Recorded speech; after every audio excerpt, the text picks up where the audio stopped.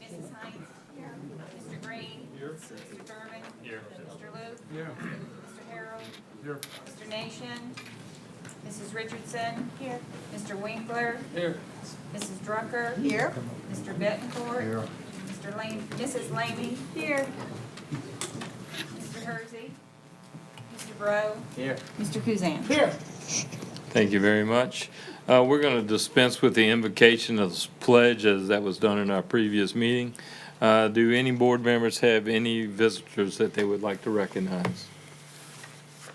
Seeing none from board members, we're going to move to public comments. We had no one for 5 minutes, but we do have Ms. Lee Barrios for 3 minutes. She's waving.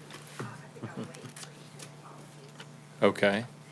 So she's going to waive her 3-minute comment. So now we're going to move into section 3, which is the minutes, approval of minutes for the committee as a whole meeting held October 3rd, 2019. Do I have a motion? So moved. Moved by Ms. Drucker, seconded by Mr. Bettencourt. Any comments from board members? Seeing none, any from the public? Seeing none, all please vote.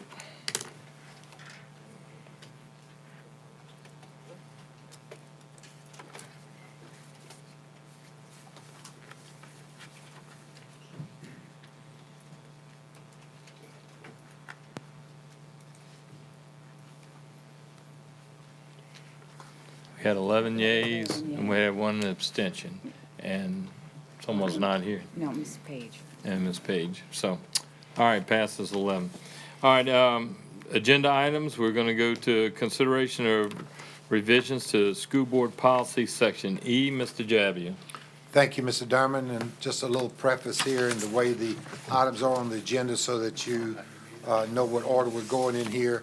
Items A, B, and C are the policies that were presented in my little work session before the committee as a whole last month that we started at 5 o'clock and went through.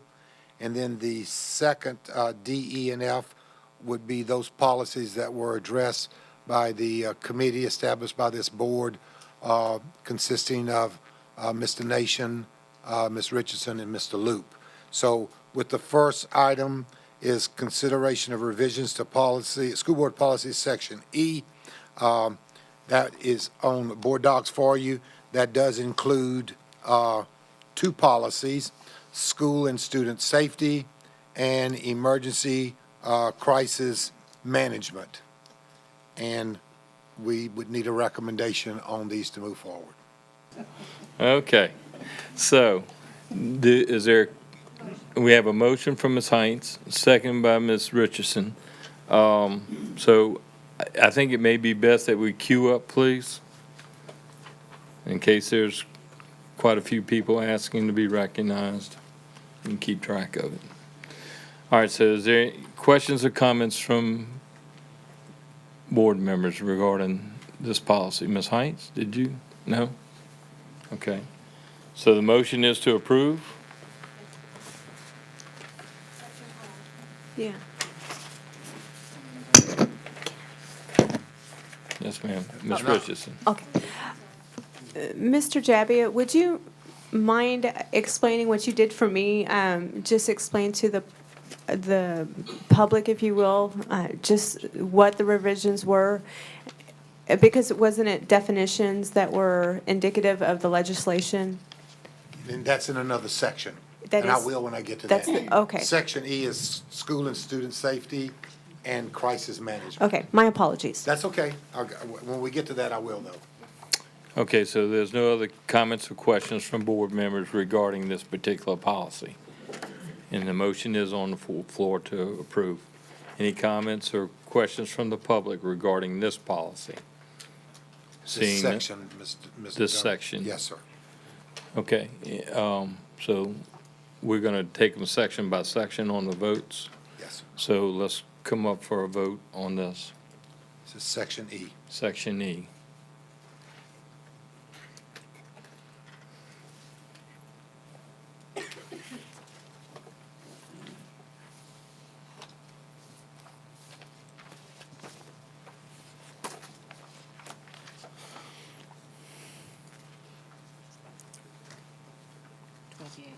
So we have 12 yeas, motion passes. Mr. Javion. Thank you, Mr. Derman. The next section is Section I, consisting of two policies, the Special Education Advisory Council and service animals. And actually, service animals, we did not alter that policy. The only thing we did was to change the codification in the way it was filed, because forethought suggested that we put Special Education Advisory Council first and then service animals second, so they will go in order. So that's those two policies for Section I. Okay, do I have a motion from board members? Motion by Mr. Luke. Second by Mr. Harrell. All right, now we can discuss if there's any questions from board members regarding these two sections of policy. Seeing none from the board members, I ask the public if they had any questions or comments regarding these two sections of policies. Seeing none, motion is to approve.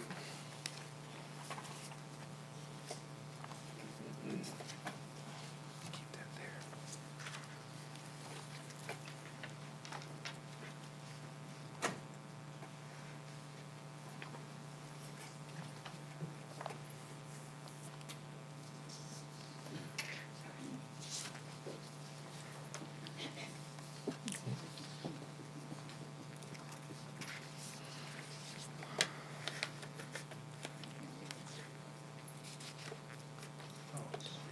12 yeas, motion passes.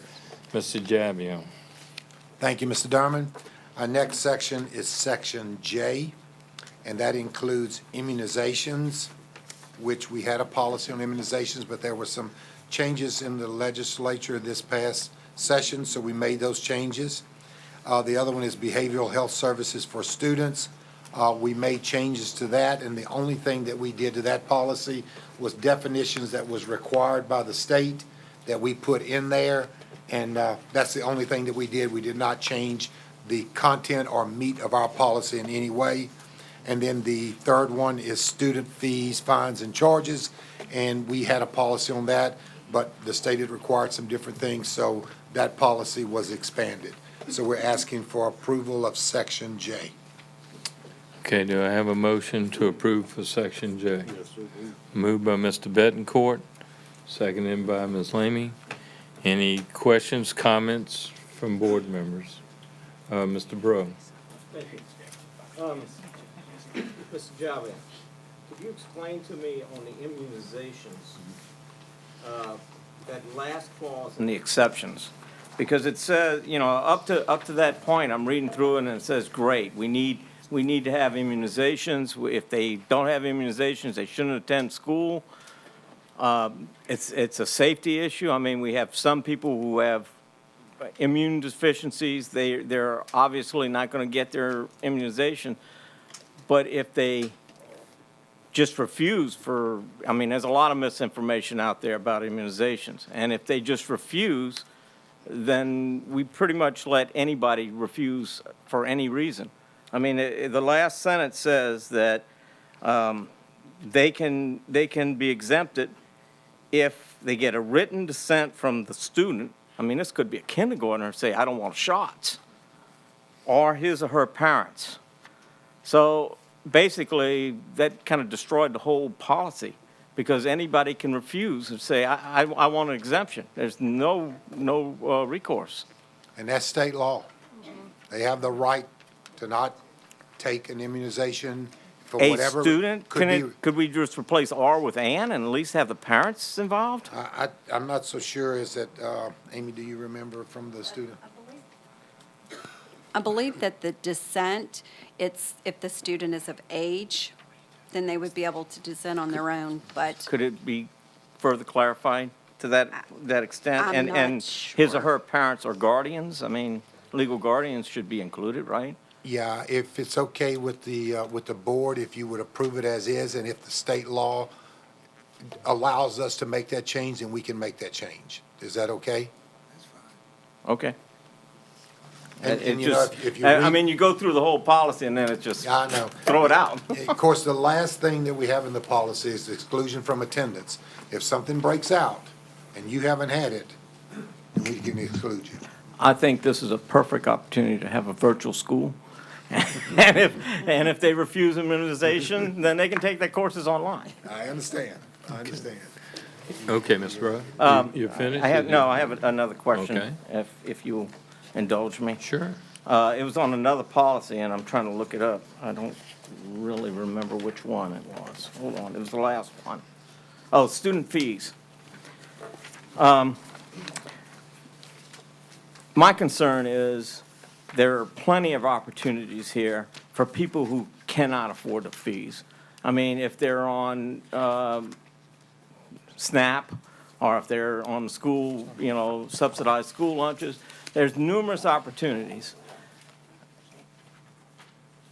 But if they just refuse, and they don't even bother to file something to say, for an exemption, they don't even bother. Is there some recourse, like we do for the books, where we can give them or require them to do some kind of public service or some kind of community service in order to compensate for that? Because otherwise, they can just say no, and there's no recourse. And again, it throws the whole policy out. I understand what you're saying, but that there is no recourse for us, and it's the same thing Well, with other. we do it for books. No, we cannot force them. We cannot withhold records or report cards or grades. Oh, I'm not for- saying, for that- I'm not for saying student- that. Well, they could leave us and never pay a thing. And we have no recourse. It's the same thing with school food service and lunches. It's the same thing with them. We cannot do anything. We can ask for it, but if they don't do it, we cannot do anything. At least for books, we give them an opportunity to work it off with community service. In the policy, you do that for books. Could we have similar wording But if for they don't do other fees? If they don't do the community service, it's I not- understand, but at least they're on record as being offered an opportunity to work it off. We'll look into it, but I tell you, our hands are tied on this. It's not us. These are state regulations. And I think it's perfectly all right if they can't pay, but if and they can file for not paying. But if they don't file for not paying, then we still don't have recourse and we're out the money. I understand. Okay, thank you. Thank you. Thank you, Mr. Rowe. Ms. Lamy? I just wanted to say for the record and to be thankful for the school supply thing. So now we're back to, we have a cap, but teachers within schools, grade levels will be able to make their school supply list as long as they stay under the $25, correct? That's correct. Okay, I'm very excited about that. Thank you. Thank you. Mr. Green? Thank you. I'm glad Ms. Lamy brought that up. I would just like to request that we consider increasing that cap. I know that we have a lot of different schools that have different needs. And listen, if I'm saying something incorrect here, please let me know. But I understand that there's Title I and non-Title I schools within our district. And if we limit that cap at such a low number, then some schools that are not Title I will not receive additional funding for some of those supplies. And if the principals of those schools have some leeway to identify what the needs are across that school, then we know that if we, it's not going to get out of control. But I would just ask that the board at least consider maybe increasing that cap to, say, $40. That would allow some of these schools that aren't receiving additional funding for supplies for those parents to actually help out in the classroom and not necessarily have teachers going back to a principal. So I would just ask us to consider that and go on record as having requested that.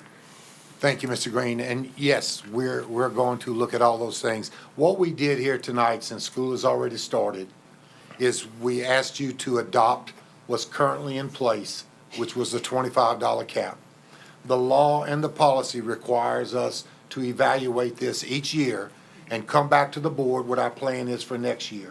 So we do plan to come back to you well in advance of school starting with a policy of maybe some changes to what we have here. But we wanted to get this adopted based on, we've already begun the school year, and we want to move forward and evaluate, see how this is going to work out, and see some recommendations for next year. Thank you. So I'm on record for maybe next year getting that cap. Yes, sir, you are. All right, I'll thank put a little you. mark here down there. Appreciate it. All right, thank you. Yeah, Matt, you got a lot of things coming up next year. Mr. Kuzan. Mr. Board, I'd like to remind the board members that I represent most of the poor school districts. And that sometimes most of the time, it's whenever they say they can't afford, most of the time it's legit. So let's, before we increase anything, any fees, let's make sure we take into consideration all the schools. We have 55 schools, okay? And maybe in your district, it can be increased. In mine, sometimes it can't. Thank you. Thank you. Ms. Lamy? I would just like to say I agree, Mr. Kuzan, but to also point out that school supplies are not mandatory. Although we request them as teachers, we will see that several students every year do not bring in their supplies.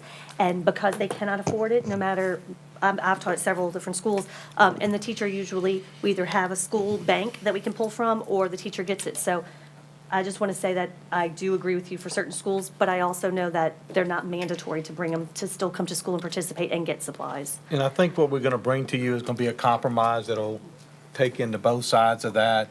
It'll be lessons learned from the past year, what we dealt with this school year. So I think if we pass it here, then we'll bring to you before next year, way in advance, pretty much a compromise where we can accomplish what you're saying as well as what Mr. Green's saying at the same time. So that's what we're shooting for. Okay, thank you. Ms. Lamy, you finished? Yeah, we can't turn it off though. Hit the request button again and maybe it'll go off. There you go. Okay. Any comments or questions from the public regarding Ms. Berrios? I see Ms. Green's coming up as well.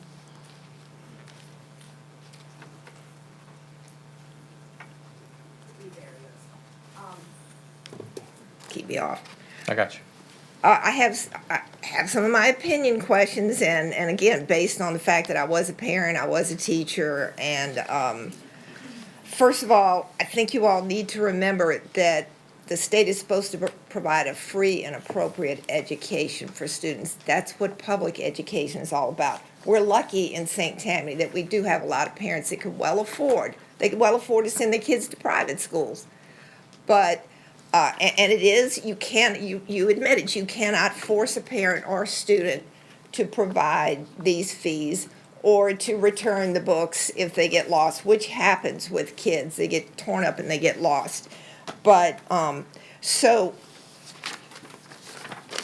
the idea of increasing that student fee that you charge at the beginning of the year is just, and knowing from past experience what those fees actually cover, I just don't understand that. Also, I have concerns about, in lieu of monetary payments, both school systems and parents, guardians may like to have students perform school community service activity.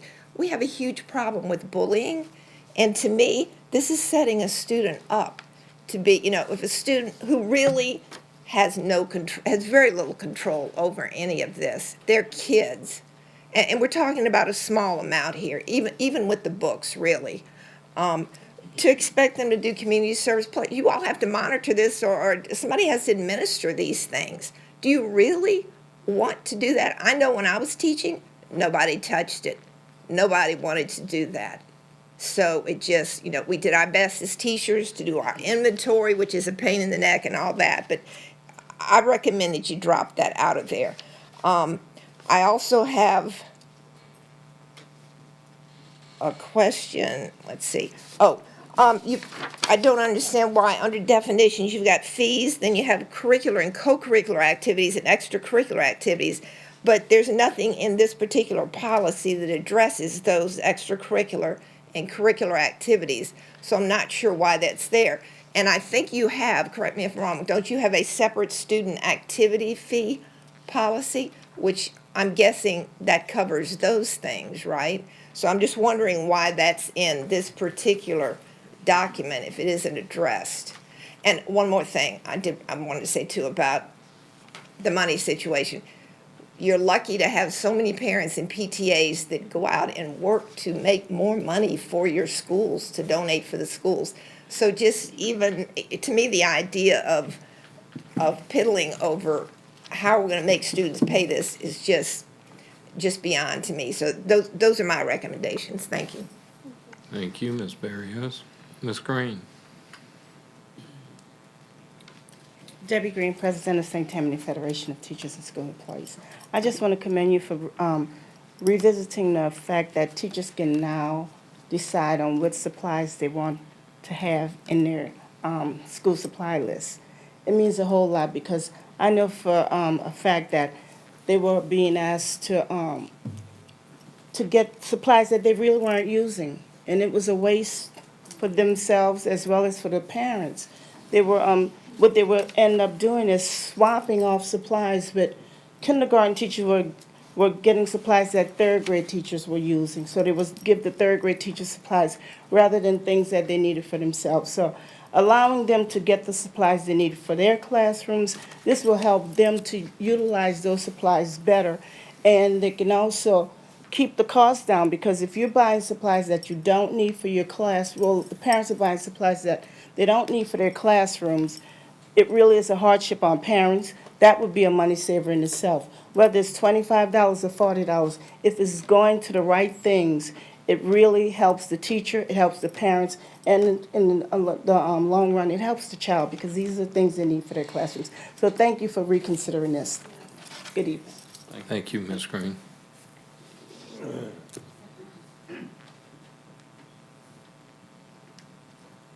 Sherry Colfora, Slide Out.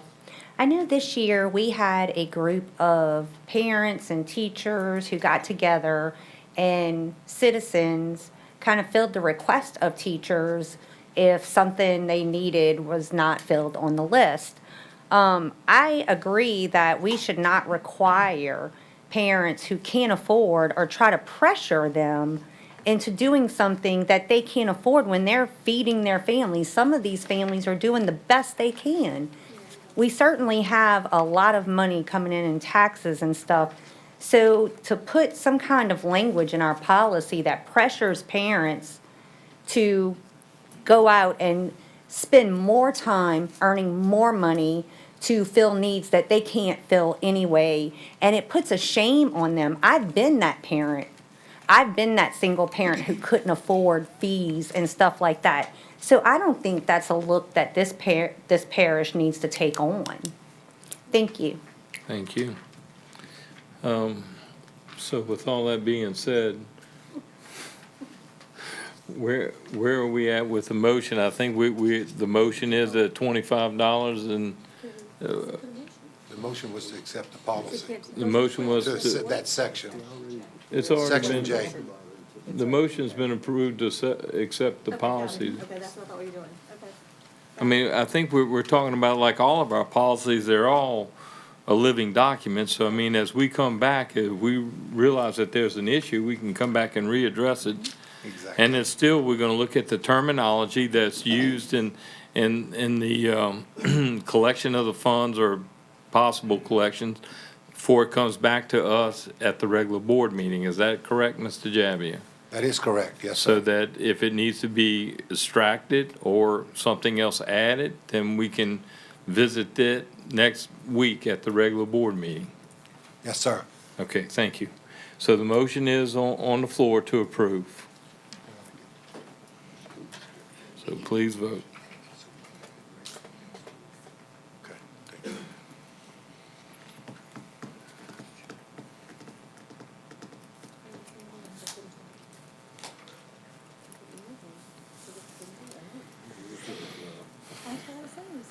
What is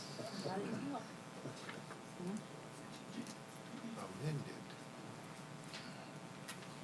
What did we amend? Motion passed, 12 yeas, 1 nay. Oh, that was it, yeah, okay. We're gonna get the answer to Mr. Bro's question, so it'll be ready for next week before you Right. vote. Right. Okay? That's. Before you take your final vote. That's what I'm saying. Yes, sir. Okay.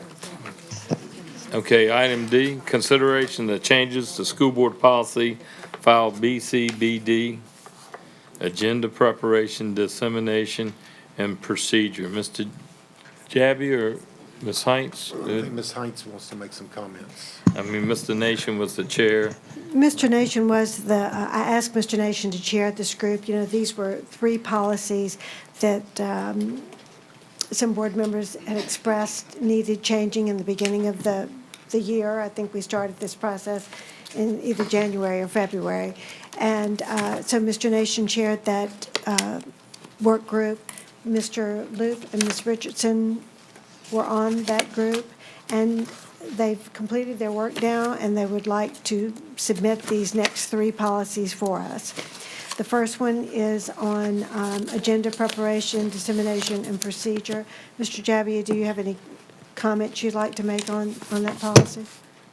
Yes, I'd just like to bring to the board's attention that file BCBD with the committee that was established made some changes to that policy. They're in your packet regarding agenda preparation. You can tell the name was changed. We changed it to agenda preparation, dissemination, and procedure. And this is basically how items are put on the school board agenda. And we'll try to answer any questions that you may have regarding this. Or if you need explanation, Mr. Darman, whatever you think we need. I think we need an explanation as to what is being either changed or not changed. Okay, I can do that. That would just simplify, I think, a Sure. whole lot. Sure. Let me say that before working on the policy, to summarize the agenda and the agenda items that goes on the agenda is prepared by the president of the board with the superintendent of schools. In this particular policy, some changes were made that said that any group or individual other than an administrator or employee who desires to place an item on the agenda shall contact a school board member if the school board member wishes for the items to be placed on the agenda. That school board member shall make a request to the president of the board. Any material to be used must be submitted at the time of the request. If the board president and the superintendent declines to add the requested item to the agenda, then the request to add the item to the agenda will be presented at the next scheduled committee as a whole meeting for Business Affairs Administration, and the board will vote whether or not to honor the request. The decision of the board would be final. If the board votes to honor the request, the item shall then be placed on a subsequent committee as a whole meeting. We also addressed, there was a little, I'm trying to think of the right word, conflict between BCBD and the next one, BCBI. So we tried to clear up both of those. So some of the things we took off of BCBD and then we added to the other policy. The other big item on this is that I think all about the public comment on the agenda items, all that stayed the same. Consent agenda was taken off of that. So the main thing in this particular policy was how items are placed on the agenda and who does that. So if the board president, superintendent does not honor the request of the board member, then it shall come to a vote at the next committee as a whole meeting for Business Affairs and Administration. And then the board would decide. Okay. Let me get a motion and a second or something, and then we'll open up for discussion, because I got a couple of questions myself, but I'm gonna wait until that. Okay, you gonna do them? All right. This is BCBD. Ms. Richardson is actually just putting the motion up for discussion. Mr. Green seconded, so there's really no approval or non-approval at this point, I would assume. She's making a motion for discussion purposes? Yes. Okay. Okay, all right. So if y'all would cue in if you want comments or, Did you have a second on that? yes, motion? Mr. Green. Okay.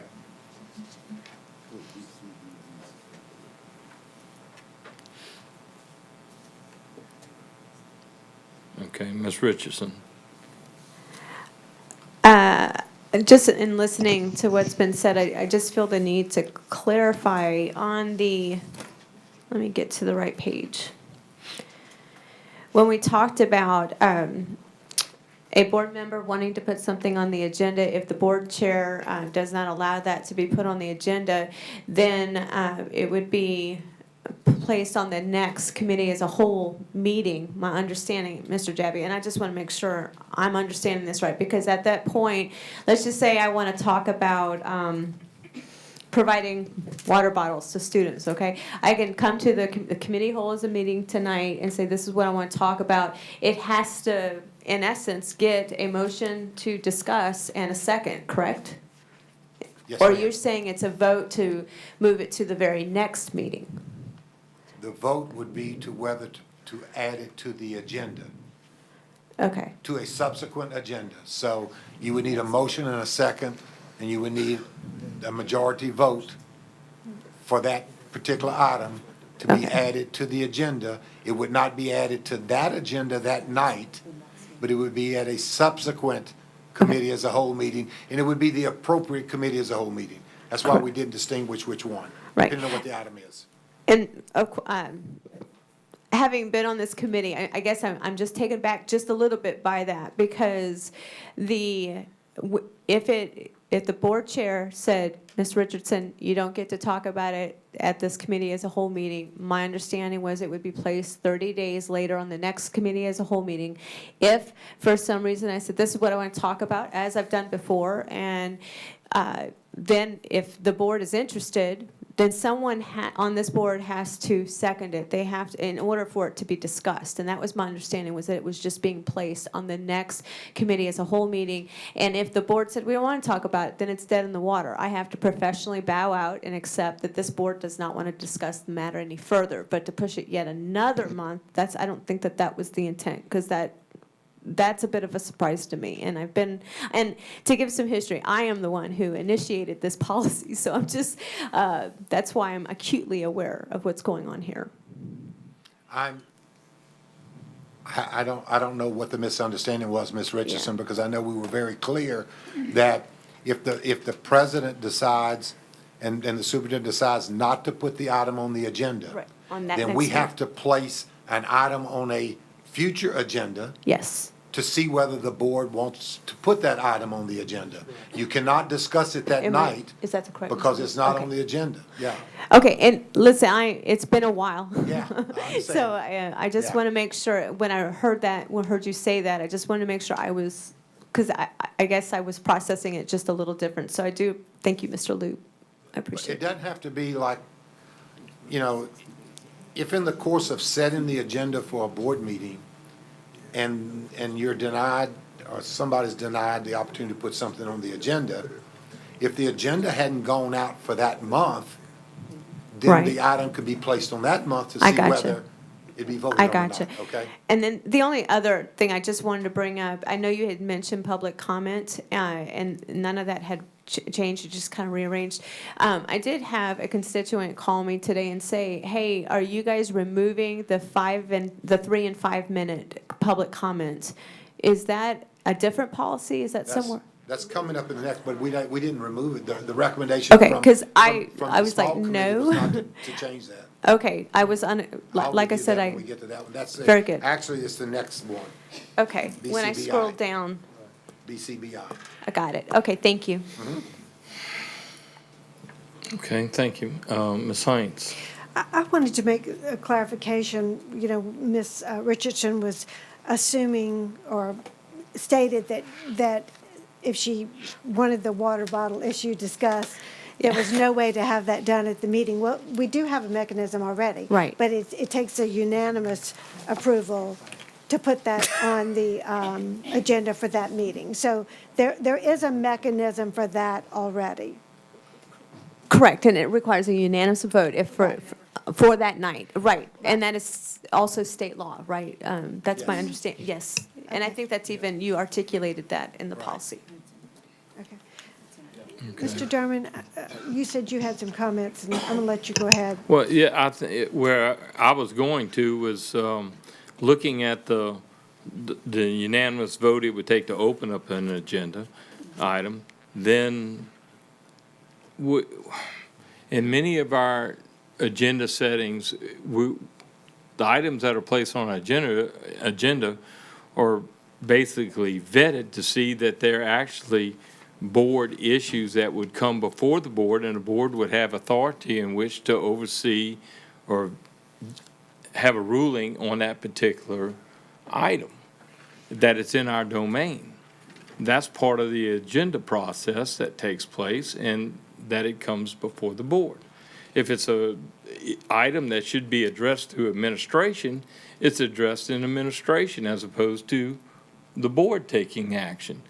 But this seems like it's not going to be vetted to come before the board, and then you're going to have a public discussion or vote to put it on the agenda, which is then going to proceed into a discussion, open discussion about everything before we even know that it's legitimately should be voted on by the board, or an item that the board should actually entertain. I'm concerned about the process of what we're doing. We're still going to have, I mean, I totally agree with the public comments with the 5 minutes and 3 minutes and having people get up and speak their mind, and then having the ability to either meet with board members that aren't aware of those things or the administration, but have the appropriate people assigned to trying to remedy that particular problem in the domain that it should be taken care of.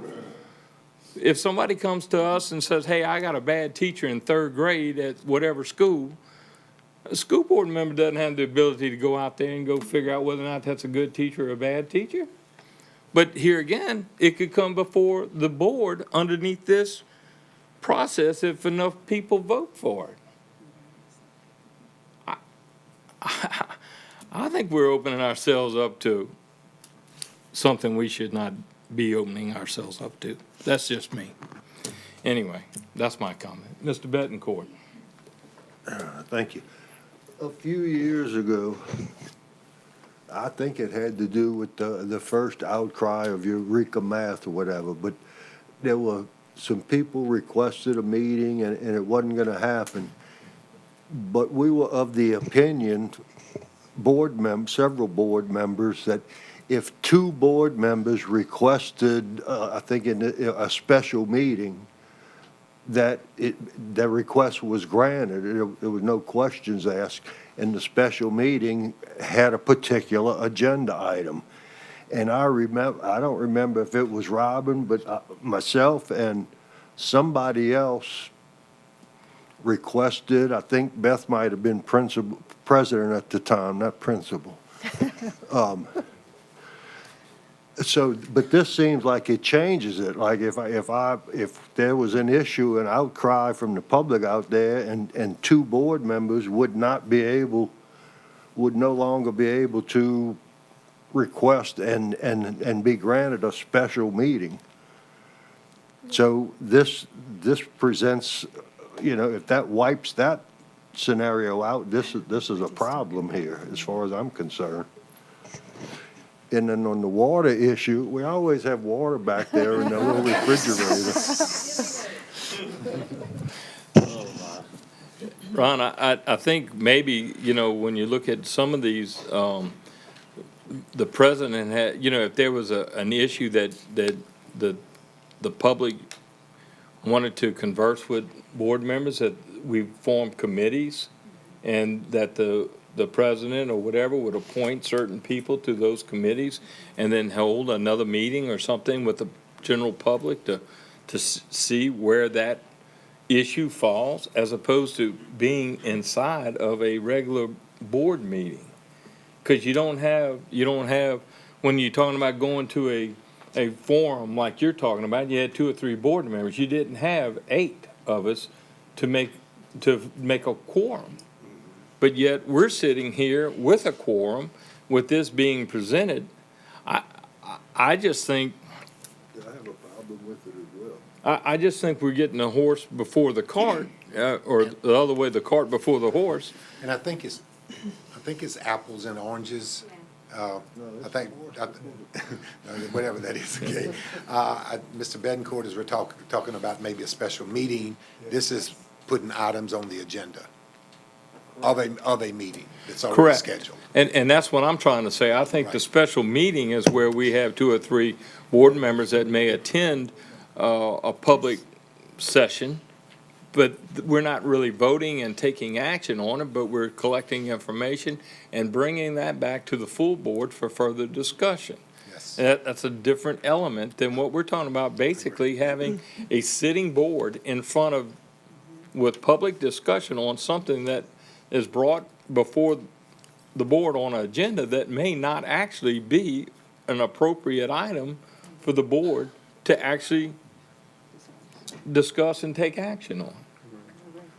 And I think it presents a legal situation, and I'm not an attorney, but I'm just saying, I don't know.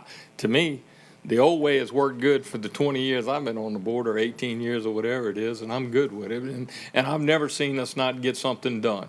Now, as one old politician told me, good government works slow. Well, sometimes it takes a little while for something to get processed through. I get that. And not everything happens overnight.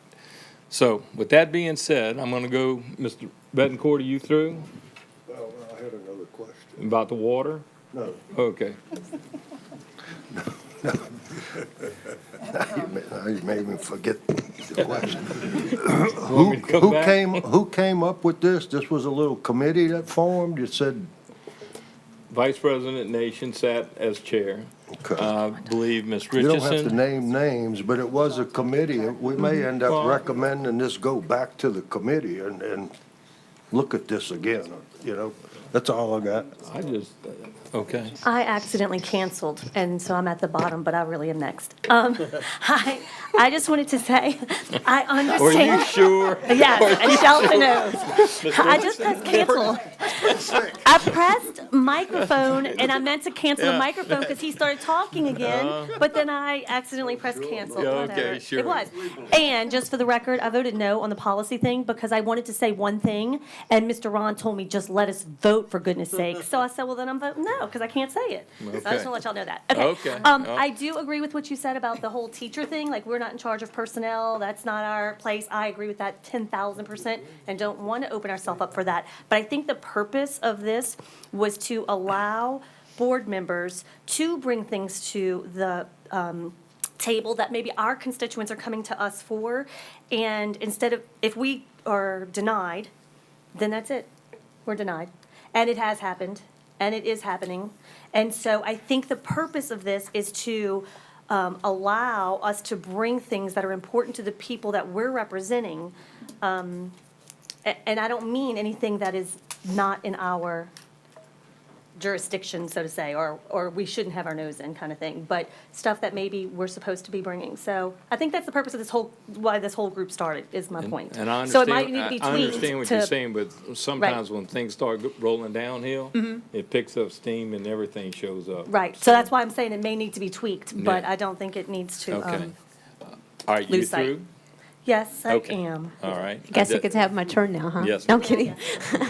Ms. Richardson. And if I can, I do kind of want to build on what Ms. Lammy just said. We have to follow the school board members' rule of engagement.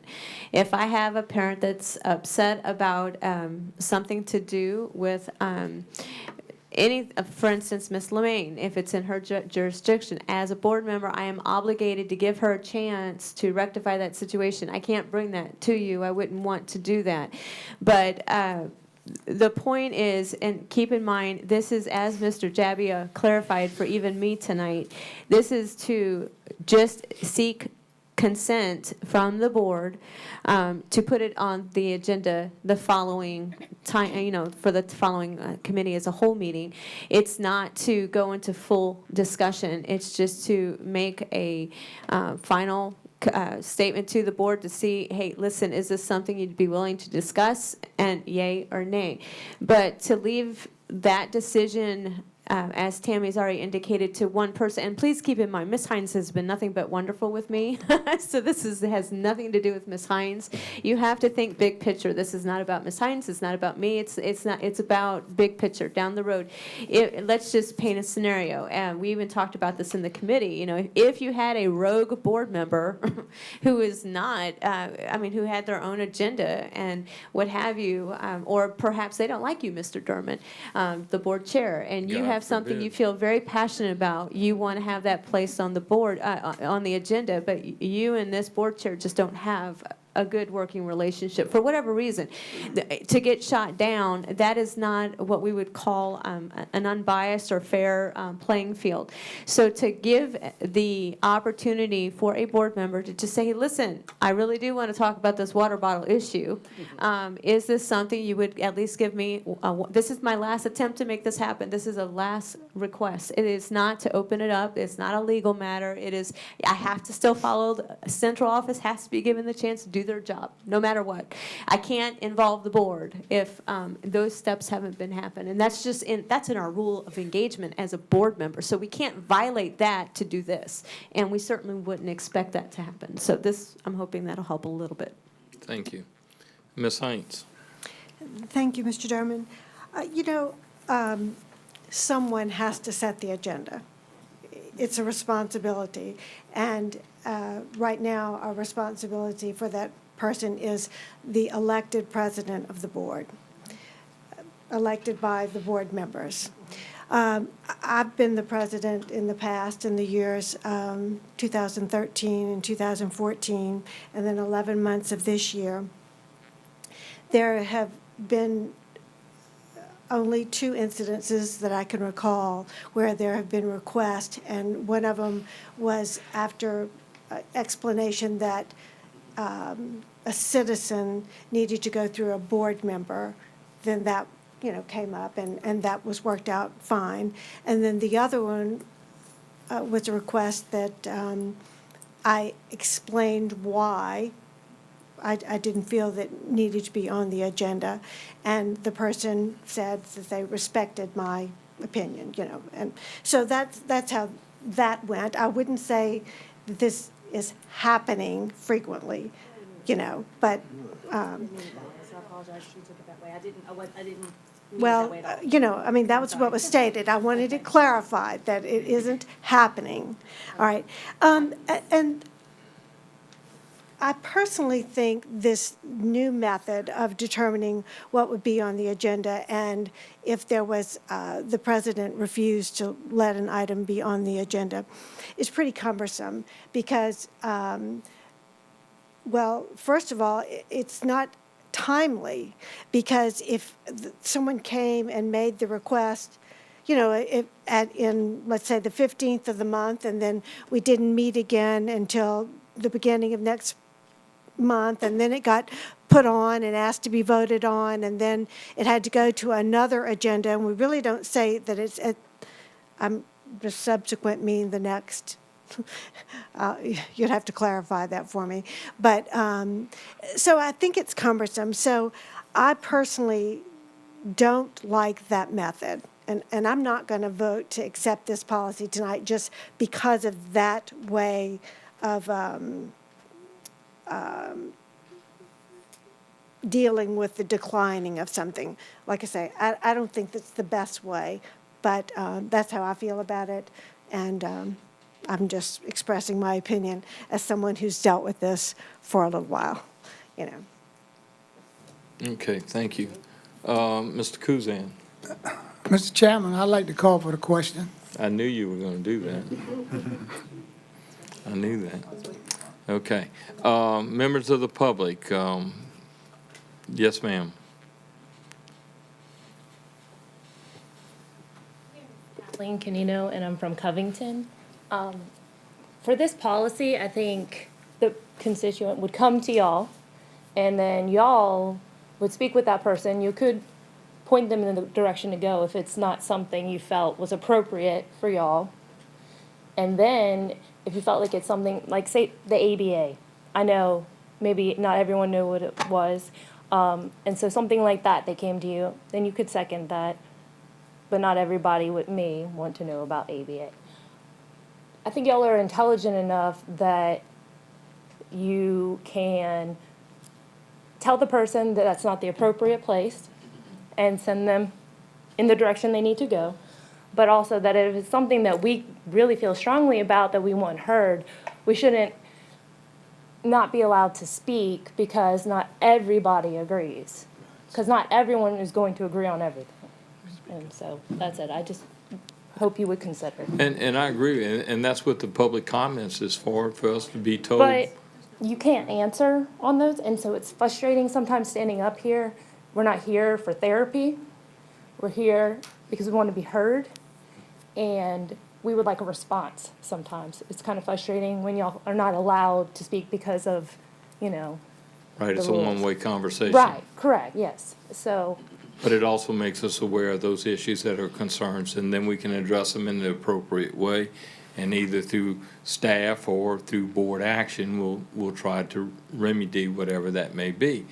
Here again, it's got to go through all the proper channels and the legal questions that got to be answered before we start bringing it into the boardroom to take votes on it. That's the problem that I see. I'm not sure if it's necessarily something to be voted on. Well, it would be. Is it always like a topic to be voted on, or is it something just like we would want to make known to the board, like the ABA type stuff? Well, yeah, but if we're going to discuss on the issue, it's being discussed and voted on, whether we even know it's within our purview to even vote on it. That's my point. She needs to be recognized, Mr. Darman, if she wants to speak. Ms. Barry, if you got something you want to say to the podium, because we can't hear you, it's not on record.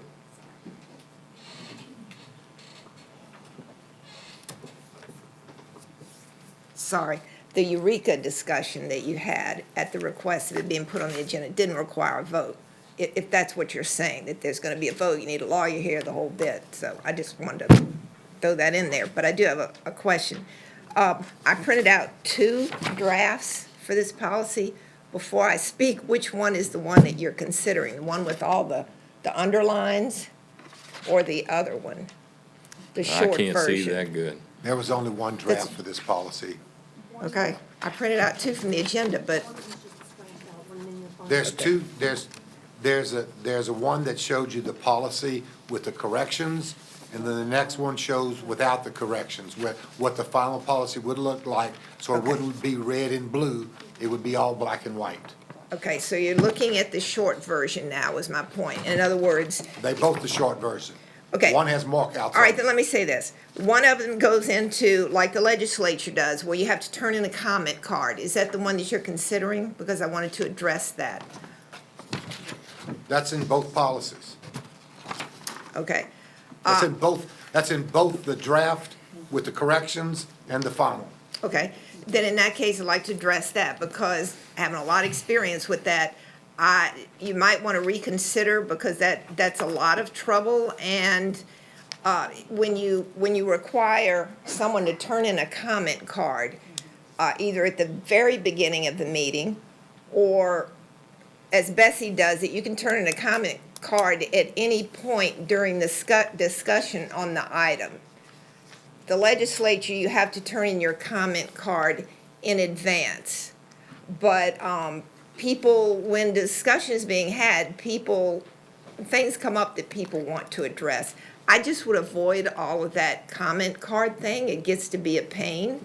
And if people are late to the meeting, they can't turn in a comment card. Like Jefferson Parish, every comment card has to be turned in 5 minutes before the entire meeting. So you can't just Ms. Barry, respond. I think you're confusing the public comments with agenda items. Agenda items, no one has to fill out a card to come up here and talk. Right, but it says here in this policy that I printed out that was attached to the agenda, is all I'm saying. If you're not addressing that, that's fine. My other comment would be, you had a policy that was changed maybe 6, 8 months ago, where the public would contact central office and ask for 5 minutes on the agenda. And that had to be in, can't remember what it was, but anyway, now that request has to be turned in before the agenda is posted. And I know that some of you think, well, the 5 minutes or 3 minutes that you request should be something that's not even on the agenda, but it often is, and the public wants to be able to prepare to know, should I go to this meeting? Okay, Oh, Ms. look Berry, what's on the agenda. is that the, May I explain something, are we Mr. going to Durham? the next policy Yeah, that, that's that what we're talking about as It's opposed to agenda the one we're preparation, currently? dissemination, and procedure. Okay, The policy we're discussing now, agenda preparation, dissemination procedure, refers to comments when by law, you as the chairman of the committee must ask the public, are there any comments before you take a vote on a particular item? Okay. So, BCBI, the next one we're going to discuss, talks about signing up to get on to speak at the meeting. that requires a That's the 5 card. and the 3 minutes. That requires the card? okay, Yes, then but we're I'll not on that one comment yet. No, I on that. know. Then I'll wait That's- and comment on that. Okay, This is just this. It is kind of confusing, these Yeah. BCBI, all that stuff, so. okay. I'll wait that out, and when you address that policy, I would like to Okay. ask you to change it back. We're on the first one right now. Yeah, it's- Okay. All right, Ms. Richardson? So back to this first policy, I think it's important that this board know what your current policy is. It's in red and it's slashed out, meaning it's been removed. And I want to just read it.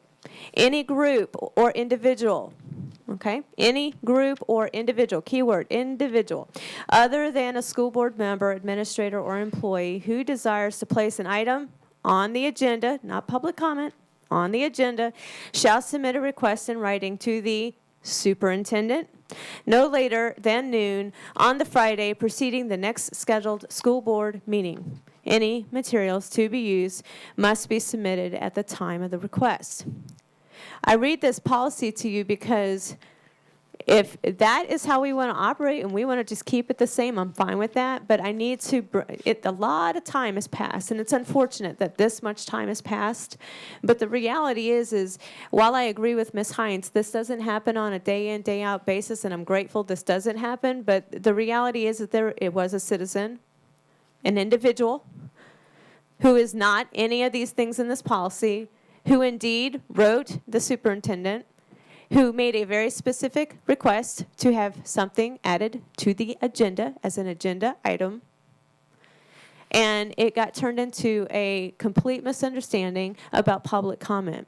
So to say that it's confusing, that's what prompted this committee to take a look at this. Because under our current policy, if Ms. Barrios wanted to have something added to the agenda, you would need only to write Mr. False by the deadline, and we should allow it. What I have suggested and what this committee has put together is something that under our current government, we want to encourage citizens to go to their representative. If I have a big issue, I can go to the legislator, the state legislator. The goal is to go to the people that represent me. So therefore, that is the 15 people on this board. And we want to encourage citizens to do that. And that was the whole point, was to go to your board member, find out what can be done. The board member's responsibility is to then point that citizen to the appropriate person. And I will say, even tonight, praising compliments to Mr. False and his timeliness on making sure he responds to every response. In fact, anything that I've submitted to him, he's turned around quickly. Within minutes, actually, I have something coming from somebody at central office. I've literally questioned whether these people sleep.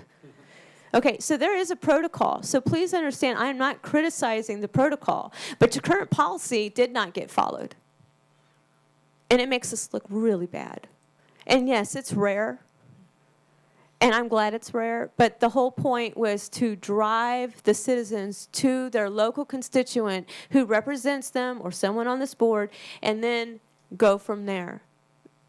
And that's simply it. The current policy is this. It does happen. It doesn't frequently happen, but we've got to create a policy to address this, because right now we're not following it.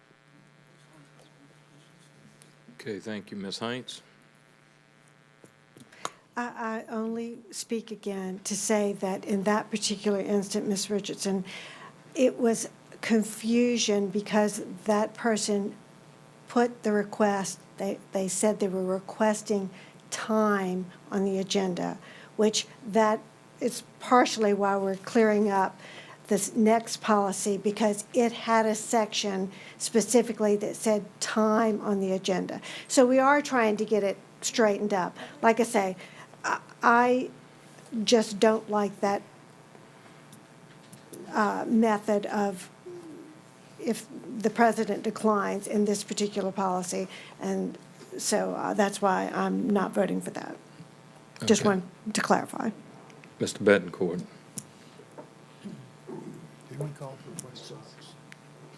Sorry to speak again, but what Ms. Richardson just read in the, I guess, right now, it's the policy about, submit a request in writing to the superintendent no later than noon on a Friday.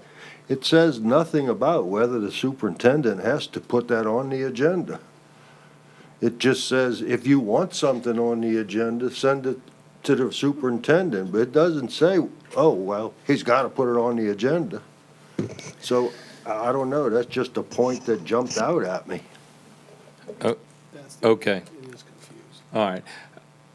I agree, but my point is this, we have a mechanism now, I think it's, in the 18 years I've been on the board, it's worked well. If a board member needs something, they get it on the agenda. If it's a valid issue, it gets on the agenda. And I think the other thing is way more confusing and cumbersome than what it will eventually produce. Personally, I think we need to stay with what we got. But the question's been called, so let's go to vote.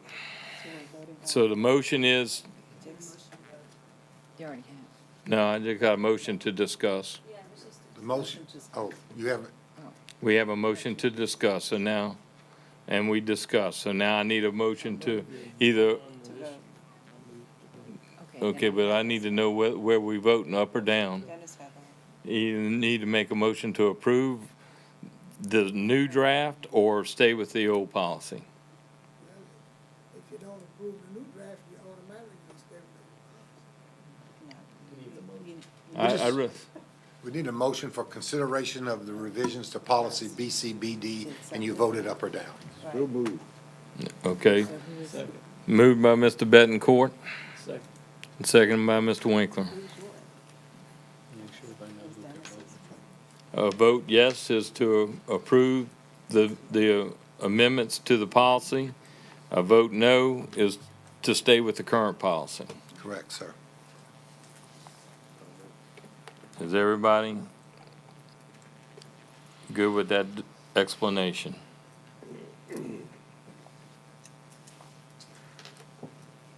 Nay is against, yea is for.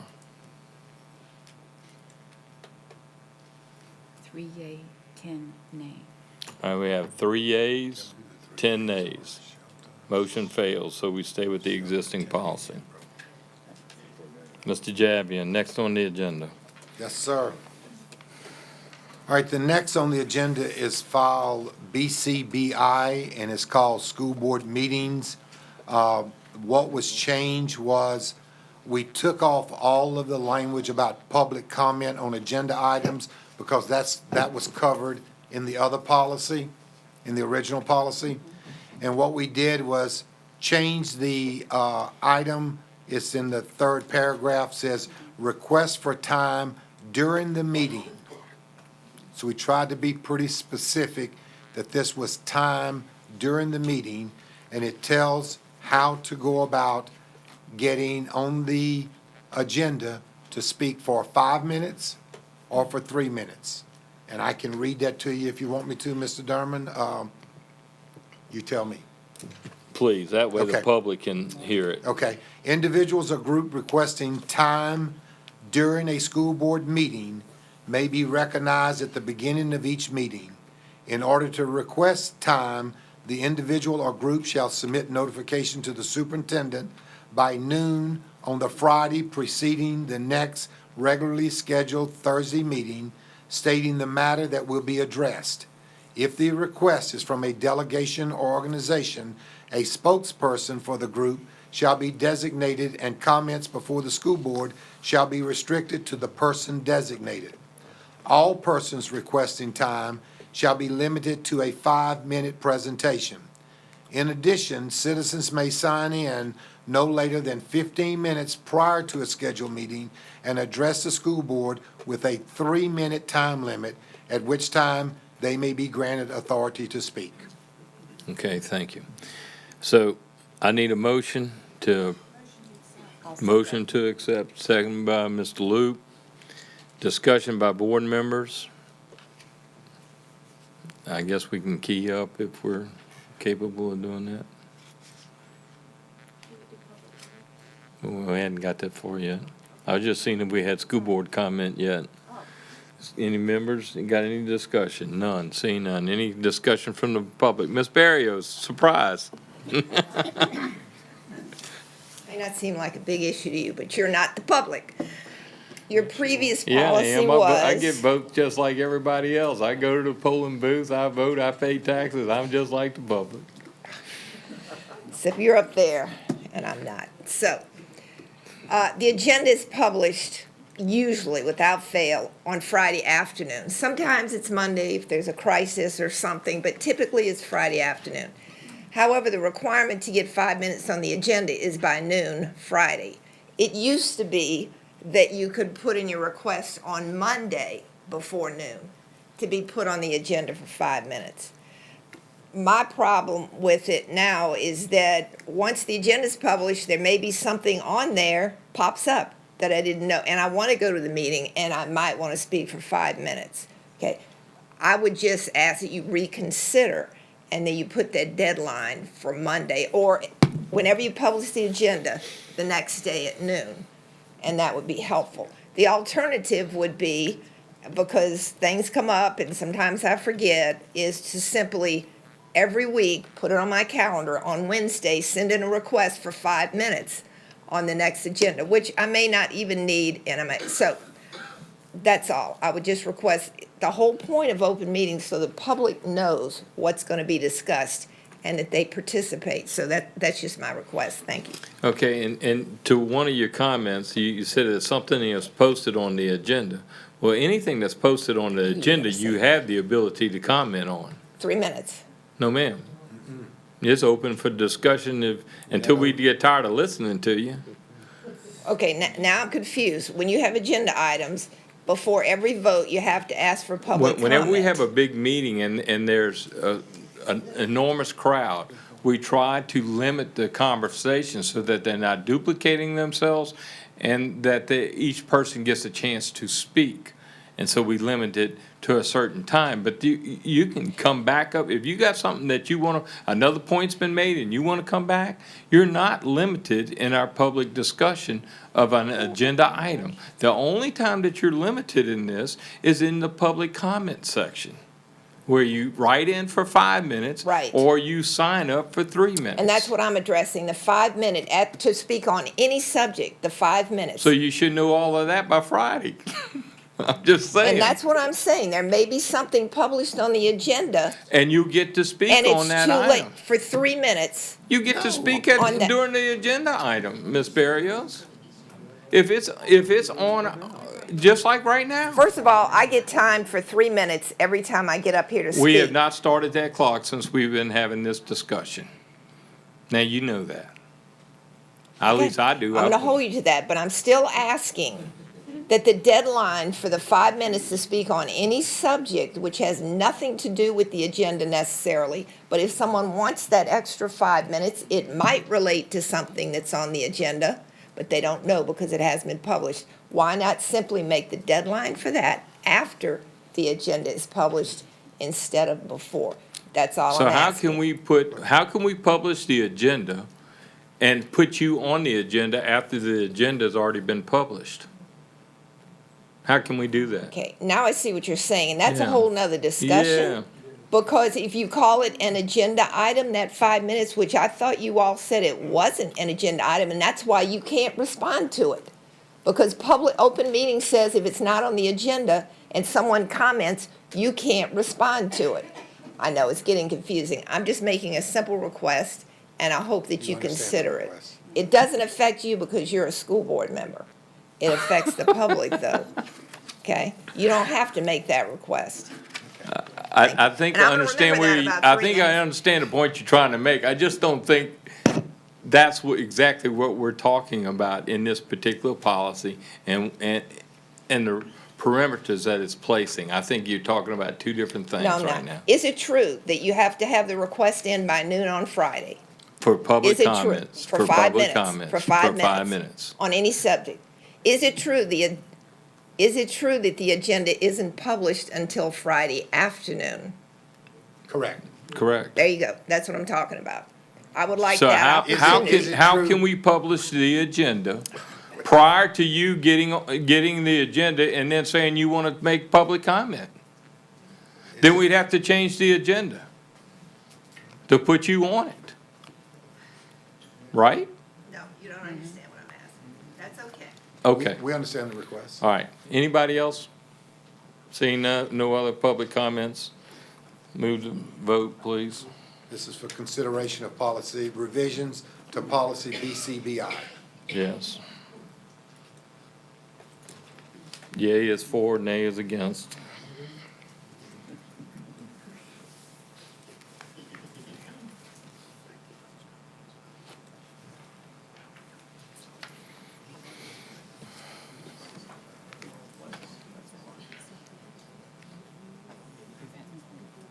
Hmm?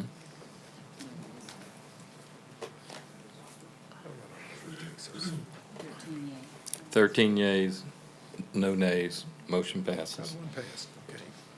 Mr. Javier. Another one, Mr. Darman. We're gonna adjourn. The committee was asked to address school board member conduct. We had a very small, short policy that basically was state law regarding school board member conduct. And what we did in the committee was to take a policy that was for employee conduct, and we revised it to reflect school board member conduct. And of course, we made some revisions to that employee conduct policy. And this policy we named BEA to fit in to the codification. So I think the main thing involved with all this is it's talking about what school board members shall be expected to observe, at least the following standards of conduct. I'm not going to read all these in full, but be courteous to students, et cetera, recognize and respect the rights and property of students and others, maintain confidentiality, refrain from promoting personal attitudes and opinions. Probably a lot of this is in your ethics policy. Refrain from using undue influence to gain or attempt to gain individual benefit or advantage. Refrain from conducting or participating in any unauthorized studies, surveys, or investigations. And advocate positive personal behavior, attempt to avoid improprieties or the appearance of improprieties. And then he goes on to say that if there is something that comes up, and we eliminated a lot, it went on to say almost what our employees have going on, that if your notification by a school board member would be if you were convicted of an offense, then the school board member shall report to the school board president and to the superintendent any final conviction or plea of guilty or nolo contendere, which means no contest, to any criminal offense excluding traffic offenses within 24 hours of a conviction or plea. And that's basically what our employees are required to do, and that's why this went that way. The other thing was the initiation of a criminal prosecution. When a criminal prosecution is initiated in court against any school board member by way of arrest, indictment, bill of information, or affidavit for committing any offense other than a minor traffic violation, that school board member shall provide the school board president and the superintendent each with a copy of information concerning the arrest, indictment, bill of information, or affidavit within 24 hours of his or her arrest or service of summons. In lieu of such indictment, bill of information, affidavit, the school board member so charged may otherwise properly notify the school board president, superintendent of his or her designee of the particulars of the criminal prosecution. And then within 5 calendar days of the schedule of any court hearing or trial related to criminal prosecution, the affected school board member shall give notice to the school board president and the superintendent of the date and time of the pending hearing or trial. Then it goes on to arrest for certain sexual offenses, of reporting those also within 24 hours. And then it goes into consequences. Any school board member who fails to comply with these provisions may be suspended with or without pay or have other action taken as it relates to their membership privileges upon vote of 2/3 of the membership of the school board. That's the main items that were covered in the policy. I'll try to answer any questions if you have any. All right, thank you. Do I have a motion to accept? Motion by Ms. Richardson, second by Mr. Luke. Discussion by board members. Queue up, please. Mr. Bro. Thank you, Mr. Chairman. I applaud the effort to try to make this numbers, but it really doesn't fit. I've got problems with several sections of it. One of them, right here, I'm looking at it, and it says, refrain from conducting or participating in any unauthorized studies, surveys, or investigations. Well, that's what board members do. I mean, you have to find out from your constituents, you have to investigate problems. That's our whole duty. I mean, you dropped while on duty, but we're always on duty, and we're always responsible for conducting investigations and surveys and finding out what's going on. I mean, that's totally inappropriate for a school board member. Refrain from using undue influence to gain or attempt to gain individual benefit or advantage for you or others. Well, I'm trying to influence people to help my district and help my schools. I mean, I don't know what undue means. I don't have an example of what undue, but I will try to use my influence to help out my schools and my constituents. So, again, it's totally appropriate for a teacher, but not appropriate for a school member. Refrain from promoting personal attitudes and opinions for matters other than general discussion. Great for a classroom. I don't want the teachers pushing their own personal views. But for a school board member, I will push my own personal views. I'm responsible for that. So, I just don't think it's quite ready for prime time here. It needs a little work. And that's all I have. Okay, thank you. Ms. Drucker. I agree. I agree as well. In addition to, first of all, I think this is good for an employee, but we are not employees. We're elected officials. And then our positions are dictated by the Constitution put forth by the state of Louisiana. And also, I think the language in here, shall means you must. I think maybe some of the verbiage should be should versus shall. In addition, the hierarchy here is that we are school board members and our weight carries individually the same. We are voted by, for a board president, which is Beth Hines. However, in any of these, I believe that if we're going to report, we should report to our person that we chose as our figurehead, which would be our president. And I think it should be should, and then if there's anything that needs to be reported based on the discretion of our president, it should be shall share it with our superintendent, because that is the hierarchy here.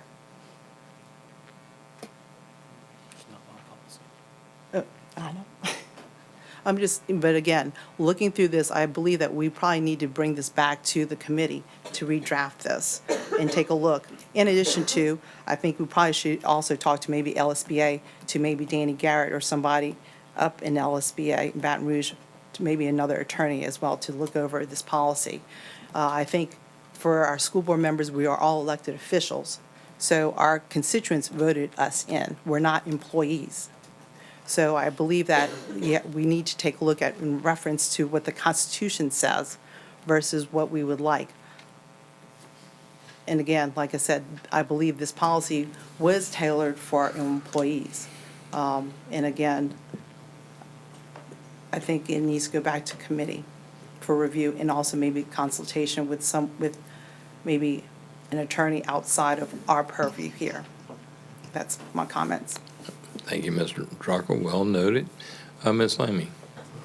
I do agree with much of what Mr. Rowe said. I think some of those things may need to be tweaked or even eliminated. But as Ms. Drucker said, we are not employees. We are elected officials. And as leaders, we should be held to a higher standard than even our employees. So while I think it needs to be tweaked, and I do think we should take into consideration legal counsel, I do feel that because our constituents elected us in, they're not involved, we can't report to them all and have a conversation or report our whatever we need to report to them since they voted us in. So we do have to have someone else that we report to. And again, I just feel that it would be beneficial to have something in place to just show our employees who we're supposed to be representing that if we expect this of them, they should be able to expect their leaders of even more. So just my comment. Thank you. Ms. Richardson? I just would like to address the elephant in the room. And I appreciate Ms. Lammy making the point that we should be held to a higher standard. You don't lose any of your rights, though, as long as we follow the law. And we shouldn't allow anybody who breaks the law to embarrass and humiliate this district. So that being said, your rights and privileges as a school board member, and they remain intact as long as you follow the law. It's really simple.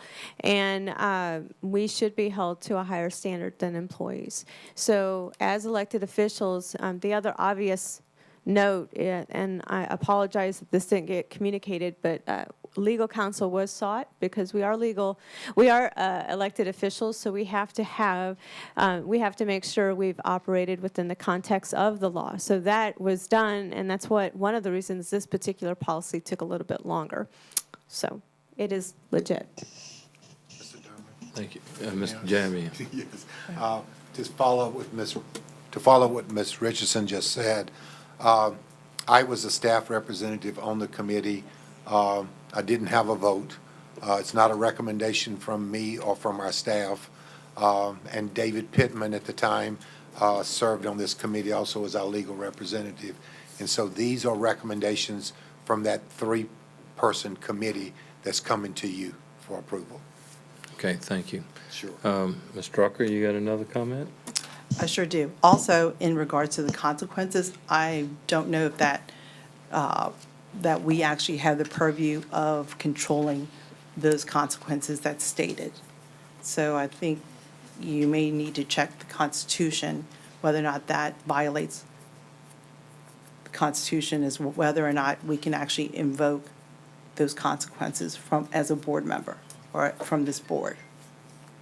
Okay. All right. Any other comments by board members regarding this particular policy? From the public? Yes, ma'am. Step to the podium, state your name, please. I think we know who you are, but. Sherry Cultura.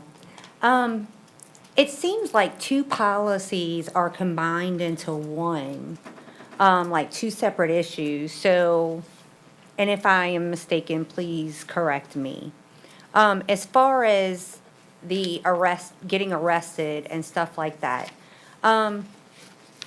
you as board members are here, y'all, besides your role in this fashion, you all also decide if a child is expelled or things like that. So a lot of times, you are deciding the fate of children who have done lesser crimes than a certain board member. It's not a good look for this parish. We want to be number one in the state. I totally agree that those consequences should be in place. Now, I understand a recall needs to happen and stuff like that, but had the public had full prior notice, possibly that reelection would not have happened.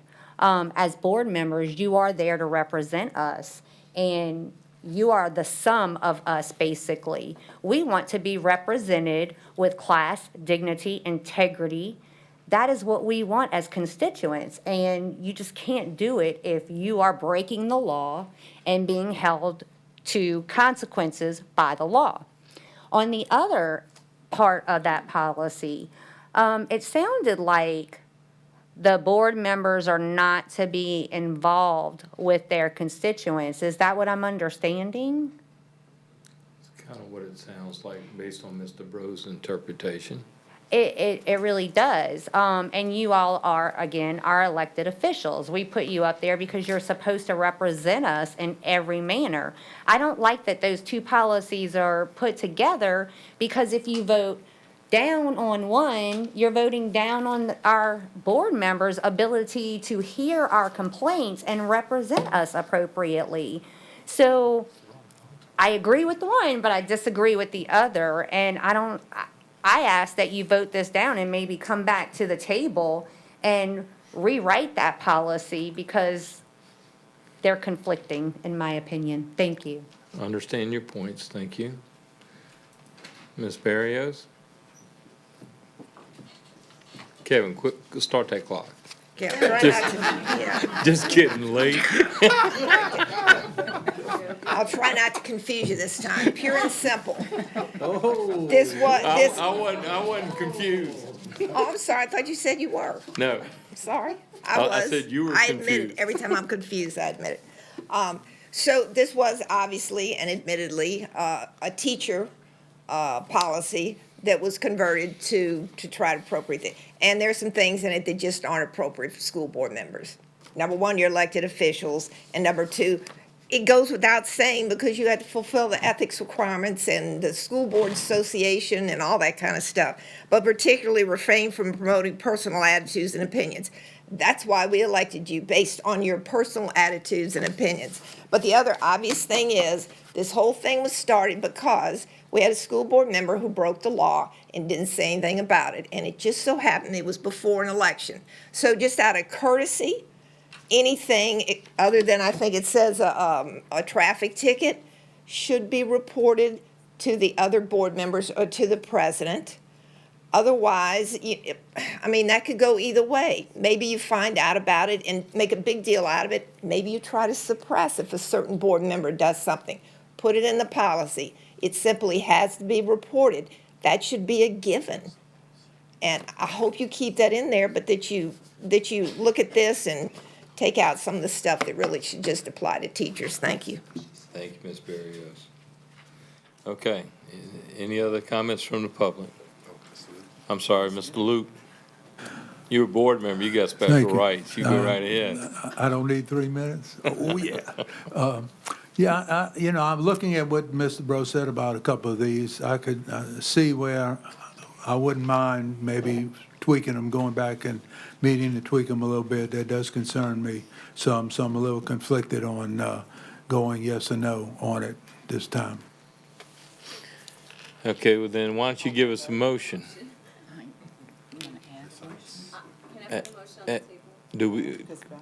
Have we put a motion out there yet? Yeah, we did. Okay, and what was that motion?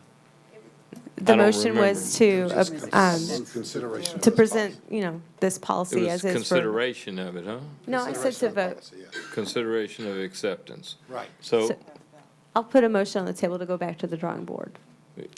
deferred back to the committee. Defer back to the committee. Okay, so that's a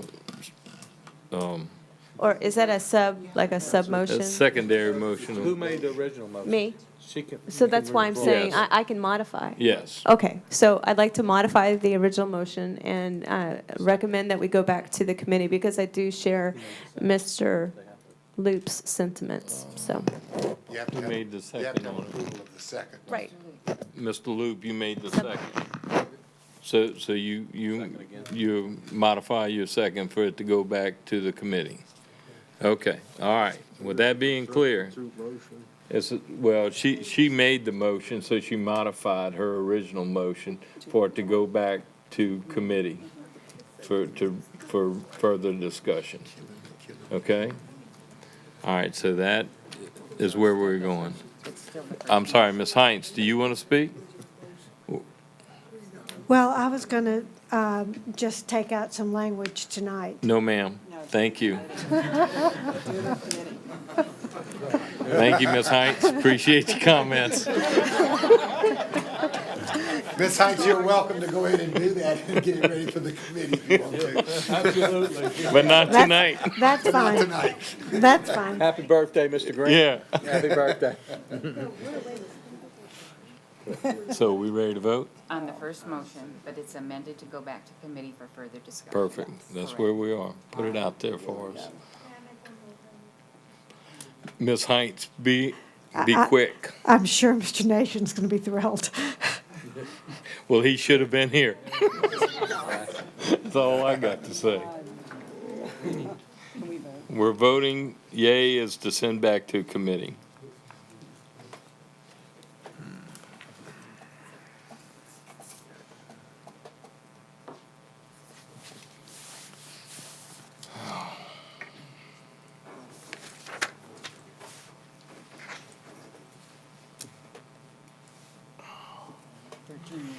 Thirteen years. 13 yeas, no nays. Motion passes. Mr. Javier. That concludes all of the policies, Mr. Darman. Hallelujah. Yes. And Mr. Darman, I'd like to thank the committee for, I know it's been a number of months Joe been working on this, and there've been time conflicts and one thing and another, but I do appreciate it. And sorry your work isn't complete tonight, but. And Mr. you'll- Javier and others. You'll So have we this- appreciate This everybody's other policy work. to look at. Still back to the drawing board. Yes, sir. Job security, Pete. Yes, sir.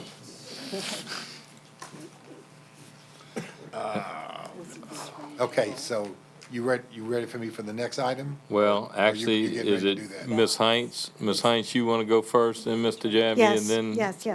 whoever else? So we need to try to remember back to September, because this is for consideration of submitting a resolution for an Attorney General's opinion. And you may recall that at the September Committee as a Whole meeting, the job description for the internal auditor position was sent back to Human Resources for revision per Mr. Betancourt's motion and vote of the board. And if I'm not mistaken, it was a unanimous vote. Then Mrs. Richardson sought an opinion in September from the Louisiana Attorney General Office asking for a legal definition of Act 1 legislation and how it relates to the hiring of the internal auditor for the school system, specifically who hires the internal auditor and who does that person answer to. She received a reply saying that the opinion must be requested by the board in the form of a resolution. She discussed with me in late September putting this resolution on the October meeting schedule. On the last day of September, which was a Monday after we had talked on Friday, I went to the Louisiana Attorney General's website to read information regarding requesting an opinion from the Attorney General's office because I had never sought one before, and I wanted to read the guidelines for doing that. And if you go to the site, the guidelines say that opinions are advisory only, do not have the force and effect of the law. Opinions sought on behalf of boards must be by a resolution and adopted by the membership. They are being sought after the legal issue is presented to the legal advisor of the board. After the specific issue is placed upon the agenda of the public meeting of a board, and then upon submission of a resolution adopted by the entity. So at this point, I asked Mr. Foles to formally speak to our attorney regarding the definition of Act 1 and as it relates to the hiring of the internal auditor and the matter of who that person would report to. And I also asked him to get some sort of wording from our attorney because, again, I had never done a resolution like this and I didn't know where to start with my wording. So Mr. Foles was actually out of the office in Baton Rouge at a meeting at the Department of Ed, I think. And so he asked Mr. Jabbia to contact, actually, we asked him to contact Bob Hammonds because, as you know, Mr. Pittman had a medical situation and he was unavailable to us at the time. So he Mr. Jabbia tried to reach Mr. Hammonds, but Mr. Hammonds happened to be out of the office. So then we had discussion and decided that we would speak with Danny Garrett, who is familiar with these issues too through his work with the Louisiana School Board Association and his knowledge of school law. So Mr. Jabbia contacted Mr. Garrett, and then later in the week, he did reach Bob Hammonds and spoke with him. So at this point, I'm going to let Mr. Jabbia tell you what he found out before I continue with my comments. Thank you, Ms. Heinz. I did contact and speak to both Mr. Danny Garrett and Mr. Bob Hammonds. Mr. Garrett, of course, is the attorney for the Louisiana School Board Association. Mr. Hammonds is an attorney that represents a large number of school boards in the state and is very knowledgeable on education law. Both of those gentlemen told me that they felt that the intent of Act 1 is that the hiring and firing authority was given to the superintendent.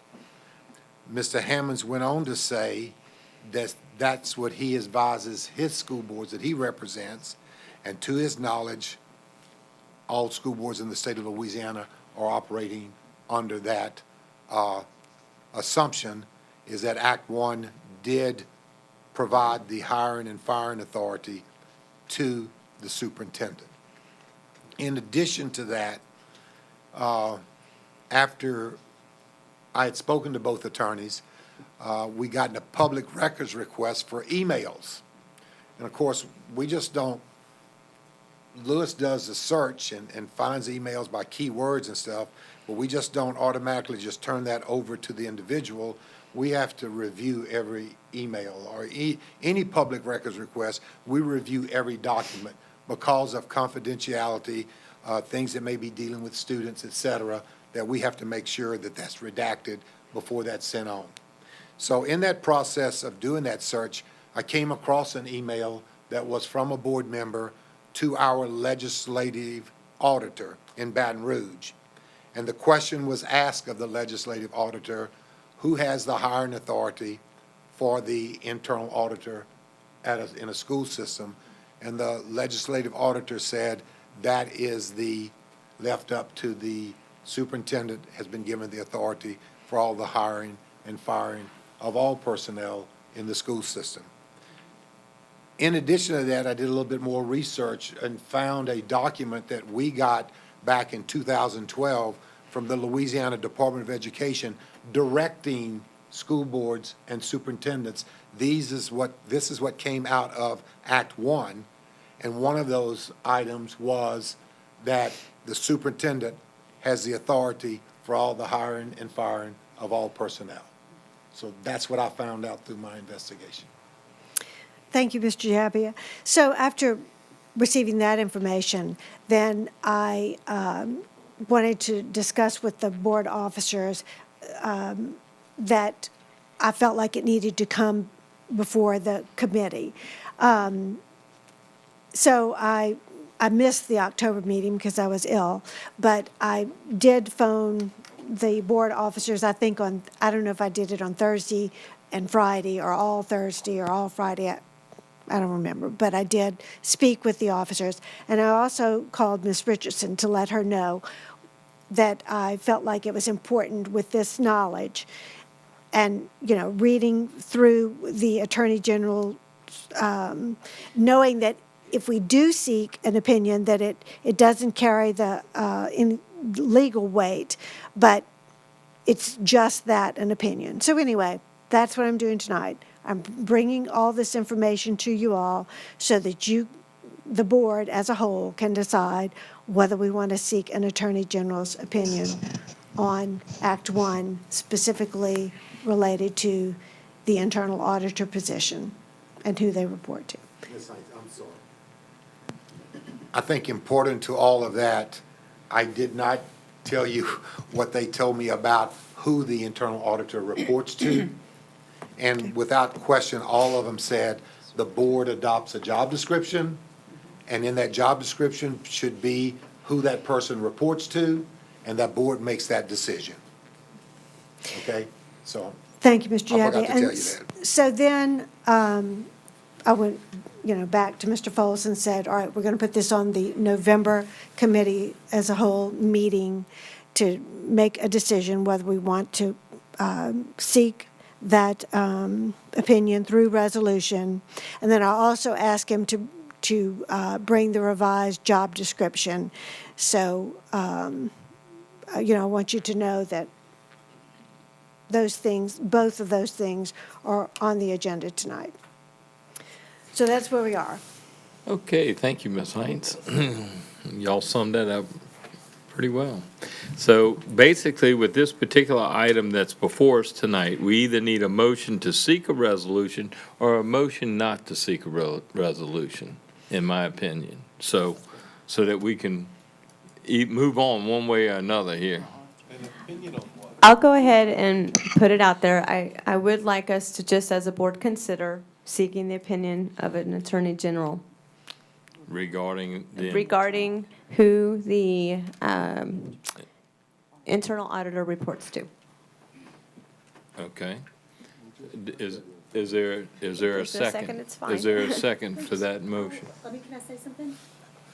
Do you mean, because he just told us that when we do the job description, that we can decide who they, so, but you still want who they report to, or you want who hires them?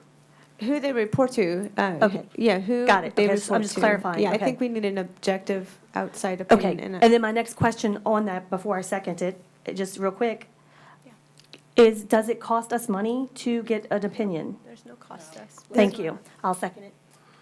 Okay, just to be sure now, are y'all asking who the internal auditor is to report to? The Act 1 Or- legislation, I'm Or sorry. who Yeah. is hiring? No. Because basically what Mr. Jabby had just read or explained with the three different attorneys, saying who is our legal counsel, basically, is saying that the superintendent hires and fires and supervises all personnel within the school district. And I'll be honest with you, that's my interpretation of Act 1 since I was on the board whenever this passed, and they basically told us, we hire and fire one person in the school district, the superintendent. That's the person we hire and fire. Everybody else is supervised and hired and fired underneath his domain. And I agree with that completely, and I really don't even question it. But what I do not understand is if we wanted to get an opinion, why is it such a big deal to get an Well, opinion? but it also said that the board can, in the job description. Right, I'm not even arguing about what we're doing. Like, I'm not even saying Trey shouldn't. What I'm saying is, why is it such a big deal to get an opinion if somebody on the board requests an opinion? But what I'm saying is what are you requesting, Ms. I'm not really Laney? the one requesting it. Well, you're seconding it, That's so right, you and I should will, know what it is. because I think that if a board member feels that they need an opinion from the Attorney General, that they should be able to get it. On what? Whatever it is that she wants it on, or he wants it on, or whomever wants it. The specifics of Act 1 legislation, the clarity that I'm seeking is Act 1 legislation does say that the superintendent hires their personnel. However, in the case of the board needs a third-party internal auditor that reports to them. So it's the reporting line that is of most concern to me, and it is directly related to Act 1 legislation. So the very fact that, Mr. Derman, you're confused just validates why. No, we no, needed I'm to- not confused. I'm just trying to understand Yeah. what the resolution Right. is trying to ask for. That is where I'm confused, because Right. basically just what said what I Mr. wanted. Jabbia said was that the job description based upon who the person would report to is within the job description, which is done by the board. The hiring and firing and supervision of that individual is without question underneath the superintendent's domain.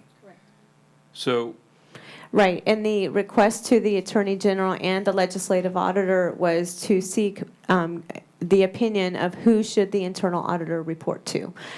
Because every time I talk about who they report to, Act 1 legislation kept being brought up. So I was very honest and with Mr. Falls that let me go ahead and get these opinions, because this is really important that we understand. The one thing I want on that job description, or I'm interested in, is and it's not a sole line to the board only. I'm interested in a dotted line to the board, because that's the function of an internal auditor. That's what they do. But anyhow, because every time I brought that up, Act 1 got brought up. That's why this has unfortunately been attached to this. But the actual opinion and the letter, and by the way, the Louisiana Legislative Auditor, Mr. Jabbia, did you bring the email? Do you have it so you can read it to our board? Okay, because there's a line in there where the gentleman that answered me, he said, I recommend you go to the Attorney General to get an opinion.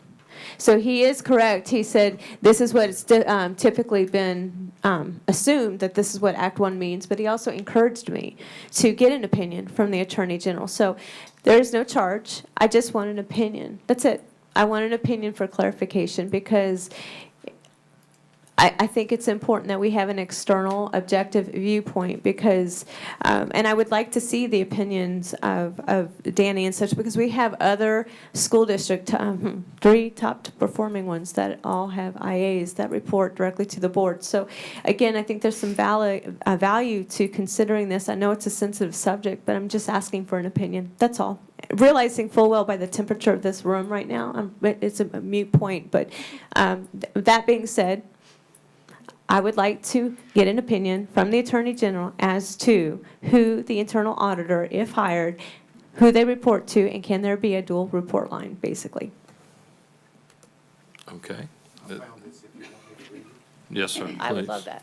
Because it's been such a long time. It says, my understanding is that the superintendent is responsible for hiring and firing all personnel, while Louisiana Revised Statute 17:81U gives the school board the authority to prescribe the duties of employees. In practice, I'm not certain how other school boards have addressed this issue. Your school board attorney may have some additional insights, and/or the school board could request an attorney general's opinion to clarify the requirements of the law. And then, like I said, in all cases, in talking with the people that I spoke with, is that their feeling was, or what they felt was that the hiring and firing was that of the superintendent. You as a board, we don't do a job description without you approving it. Every job description from employee A to Z, their classification and what they do, comes to you. So you would be the one to say, by approving the job description, who this person reports to. You make that decision. If you want it to be the board, you say the board. If you want it to be the superintendent, you say the superintendent. If you want it to be both, you say both. That's your duties. That's what you do as a board member. You're responsible for that in every job description. Thank you, Mr. Jeremy. Yes, sir. So, with Mr. Loop, I'm sorry. I just don't see why an opinion is necessary when the people who said that opinion doesn't mean anything.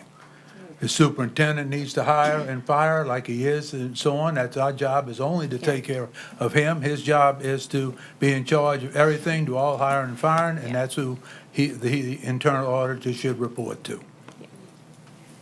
Okay. And if I may, I just forgot the main. Hold on. Oh, I thought- Hold on. Mr. Betancourt My wants to talk. apologies, my apologies. No problem. Mr. Betancourt. Thank you, Mr. Durham. Do you need more water? I do.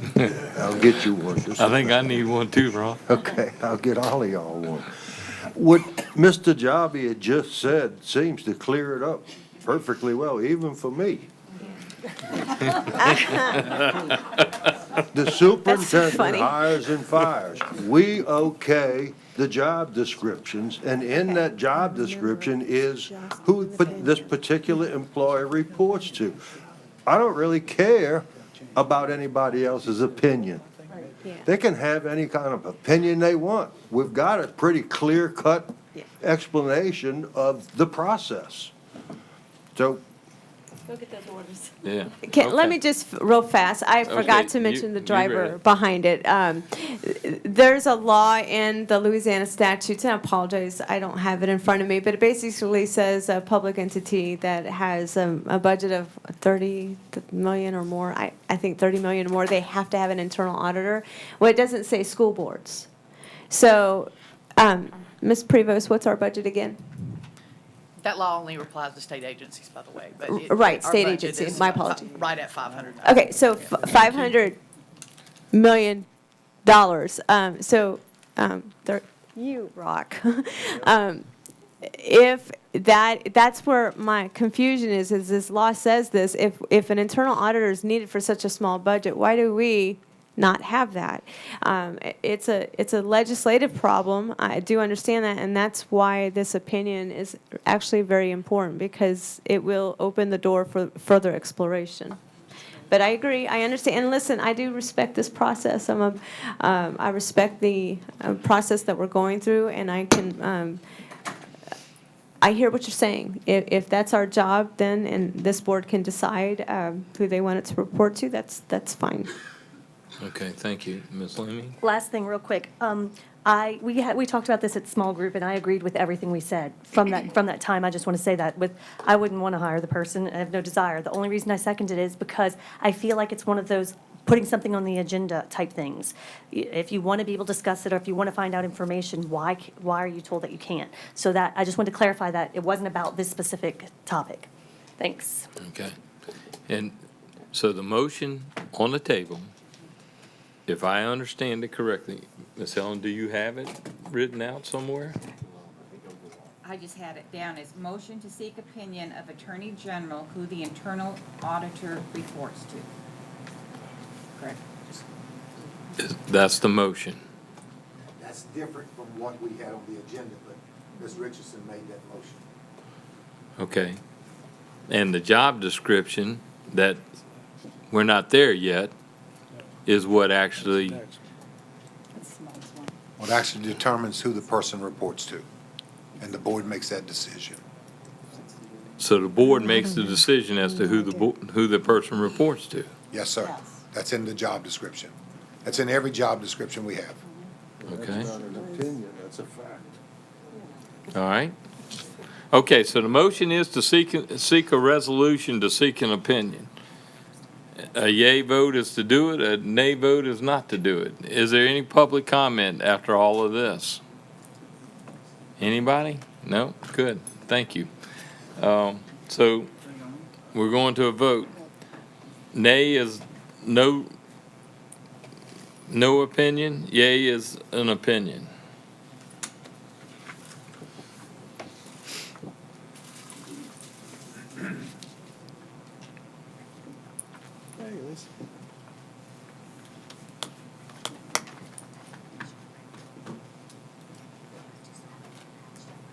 Two yea, 11 nay. We have 2 yeas, 11 nays. So the motion fails. So we go now, Mr. Jabbia, to the job description. Me again? Yep. Okay, so, Man, I like you, but I'm getting tired of you. I ain't gonna lie. yes, sir. I understand. I'm gonna go as quick as I can and precise as I can be. On board docs posted, you had a draft of a internal auditor job description. I would like to first begin by saying that the internal auditor to please look at design and evaluation, that this person is going to be responsible or auditing or working with schools and departments for internal control procedures. Okay? And I think what you really would like to see, and hopefully this will help, is under 3, management. 3E says that we will provide monthly status reports to the board as part of the monthly Business Affairs Administration Committee as a whole meeting. We will provide audit reports, findings, and recommendations to the board once they are completed as part of the monthly Business Affairs Administrative Committee as a whole meeting. And we will provide a summary annual report to the board indicating the audits completed, major findings, recommendations, corrective actions taken by the system, and significant findings that have not yet been fully addressed as part of the June Business Affairs Administrative Committee as a whole meeting. So I think what you see different in this job description that hopefully will help you is that we want to be transparent, and we want to be able to provide reports to you in a timely fashion, and this particular job description does that. And again, this person is going to be working with school fund accounting and to make sure that our internal controls are good, because in schools is where the cash is. We don't really have much cash that we deal with, but the schools are always doing fundraisers, collecting fees, etc. So that's, and athletic events, that's big money in high schools. So we have to make sure that those internal controls are correct and in place so that all of that is done properly. And that's what this person is going to be working with, bookkeepers and principals mostly, bookkeepers and principals. So Ms. Prevost, who was very instrumental in helping put this together, is here with me if you have any questions. Thank you, Mr. Jabbie. Queue up, please, in case we got questions. If y'all would, if you got any questions for Mr. Jabbie regarding the job description, Mr. Betancourt. Thank you. At the bottom, Mr. Jabbie, the terms of employment, it says 12 months. But if you just said they basically going to be working at the schools and stuff, and the schools are closed for what, two months, is it more appropriate to have it in line with the school calendar year? No, because they're going to be doing other things in the summer months and working with other departments within the Business Affairs Department, such as purchasing, accounts payable, accounts receivable, all of those things. Right, a big part of that, they assist us with getting ready for the audit. So the auditors rely on their work because they're independent, so it cuts our audit costs too. So that's a big part, getting ready in the summer for the auditors to come. They start in August and they finish up in October. So. All right, thank you. Sure. Ms. Drucker. Are they going to have any input or assistance or help with like the booster clubs at the schools too as well? Or to give them some sort of assistance on financial management? We don't audit booster clubs. That's their funds. They are responsible for that. Okay. All right, I just wanted to make sure because I know there's been some issues that come up with booster clubs. And I know they're separate entities, but I just wanted to see for clarification that it does not include any booster clubs. No. Thank you. Any other questions for Mr. Jabbie regarding the job description? Not a question, just a comment. Given the discussion we've had, I guess I feel like I need to go on record and say that I think there needs to be a dual report line where the internal auditor reports to the board. Well, it says right here that they make monthly reports to us. But it says reports to superintendent. We're reporting to the reporting to the board is different than furnishing reports to the board. And I think that's what Ms. Richardson is saying. Okay. Reporting to the board is almost like you're supervising that person, which I personally don't think that's part of your duties. I don't want them to, They're we reporting don't to you. supervise the internal auditor. The auditor is to provide reports to the board. Yes, we have Okay. that in there. Okay. The board, that Then I'm fine auditor with will that. be providing reports to you. Okay. On a regular On a basis. monthly basis? It Yep. says, read it again, Pete. It's under 3E, F, and G. 3E is monthly status reports to the board, and then F is providing audit reports, finding recommendations to the board once they are completed as part of our regular report to the board for business affairs, and then provides a summary annual report to the board. That's at the June meeting every year.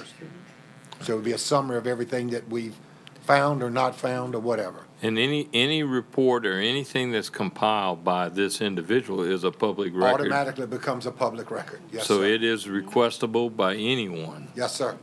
So, I mean, it's open to any citizen in the well, I don't even know if they gotta be in the parish, do they? No, sir.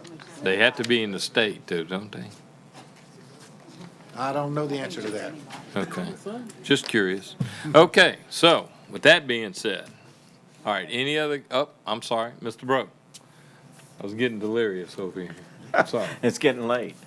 As you mentioned, reporting to the board and reports to the board are two different things. And earlier in the meeting tonight, I heard it announced that there were at least three other school systems in the state that have a dual reporting mechanism. I think it's important to have some kind of independence for an auditor, an internal auditor. I was wondering if we could review those other job descriptions and see how they worked it in. We have the dotted line to the board. They explain the dotted line as they furnish reports to the board. That is what it was. And Yes, sir. You've accommodated it here in this job description. Yes, sir. Thank you. Okay, I'm sorry, Mr. Green. It's my birthday, so I can talk a little bit, can't I? Happy birthday. Happy birthday. You want us Yeah. to sing to you? No, look I better don't. than 65. That'll take an extra 30 seconds. One thing I did want to say, I do commend the job description effort here because it really does reflect, for me, and I don't know how else you articulate it in the job description, to have some sort of reporting feature to the board. You've got monthly status reports, audit reports, annual reports, they're all coming to the board. It's expressly written right here. I think it satisfies the dotted line requirement that we're seeking here. And no, we don't want this person calling us daily with reports. We want to get monthly reports, I think. Now, one thing I will say is every constituent in this parish, every employee of our school district has a dotted line to the board. Am I right? I mean, if a teacher has a grievance that's not being satisfied by the administration of that school or all the way up to Trey, who gets the call? We do. They have a dotted line to us, so do constituents. So I don't feel that this is really any different, although that we've articulated here very clearly that there will be monthly reports to the board. And I don't know how else you satisfy a reporting requirement outside of that. So I'm satisfied with what this achieves. I want one more comment. I don't think that we're looking for a fraud investigator here. We don't need to hire somebody who's coming in, who's just, looking to find something that may or may not be there. What we really need somebody to do, and I think this says this, is to evaluate the policies and procedures across the school district, particularly when cash is exchanged in hand, to make sure that, one, there isn't fraud, but two, that whatever procedure we have for collecting and monitoring and accounting for that is the right thing to do, and all the I's are dotted and T's crossed. So I think this document achieves that, and thank you for that. So, Thank you. Is that it? Happy birthday. All right, any other comments from, not yet, we got the public, got to talk, yeah, I think. Any public comments regarding this policy? Yes, ma'am.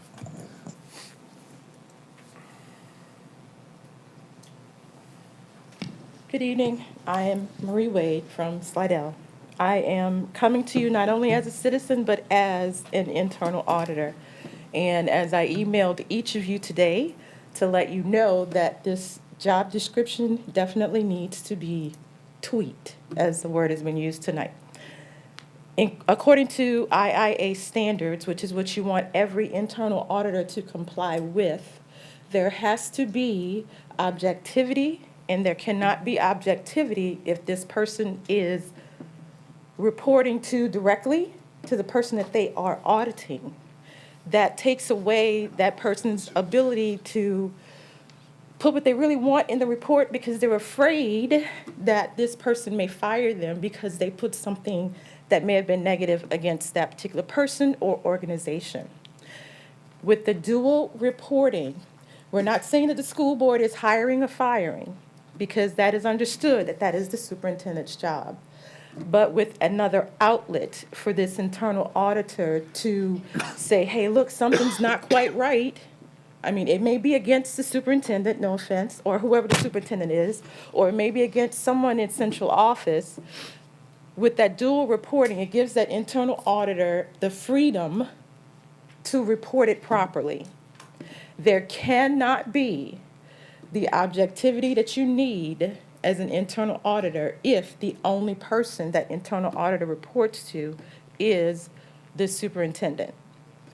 So I am asking, since the board has the ability and the power to change this job description, that you change it accordingly. Not just for whoever you hire now, even though this has been in the budget for the past 2 years and no one's been hired yet. So I assume it's going to be another year before someone else is hired, because this keeps going back and forth, because no one seems to accept the fact that an internal auditor is not here just to look for fraud. An internal auditor is here to help with the overall financial processes that are going on. There is too much money going through this system for there not to be a proper order of internal controls. I mean, there are companies, as is mentioned, with $30 million, and we have many times that amount. It just makes sense. And you do not want the superintendent to play God. And I'm not picking on you, Mr. Foles, but I'm just using it as an example. That position, you do not want that position to play God and say, okay, if you write this about me, I'm going to give you a bad review and I'm going to fire you. We don't want that to happen. So please consider the dual reporting, as I mentioned in the emails, and I know you all got them. So please read over. I agree with everything else in the job description. It's just that reporting part. Thank you. Okay. And here again, it seems like it's dual reporting. It's already reporting to the superintendent, and it's monthly reporting to the board. And it's with an annual overview of all of that. It's not implied, it's written right here. But it says reports to, and only has the superintendent. As an internal auditor, you need to know exactly who you're reporting. I tend to disagree with you, Ms. Wade. It's written right here, items E through G. Because you're not an internal auditor, and I'm telling you from an internal auditor's standpoint. Okay. And I understand. Thank you. Next week. Thank you. Call for the question. Wait. Oh. No, I apologize. we're in public comments right now. I'm Sherry Coltoro. Hi, again. Happy birthday, Mr. Thank you. Green. I am not an internal auditor, but I am the daughter of a cop, and I compare the IA to internal affairs. And what that does is look over the internal workings. I mean, kind of makes sense, right? The internal workings of the organization in which it's auditing. I heard Mr. Jabia say something about the school funds.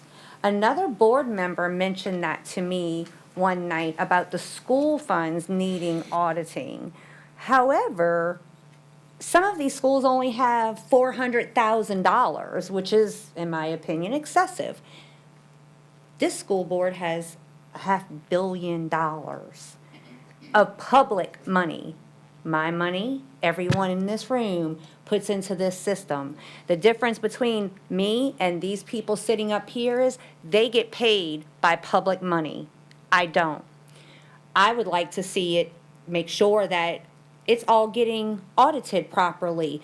And yes, look for fraud and make sure it's not there. And that's not targeting any certain person. But when you have an organization that takes in public money of this magnitude, we need some kind of checks and balances. And if y'all cannot put it the way it's supposed to be, I request as a citizen that you take it completely off the board until y'all can figure out how to form the job descriptions the way it's supposed to be. Thank you. Ms. Prevost, how many different audits are performed on our school district? Numerous.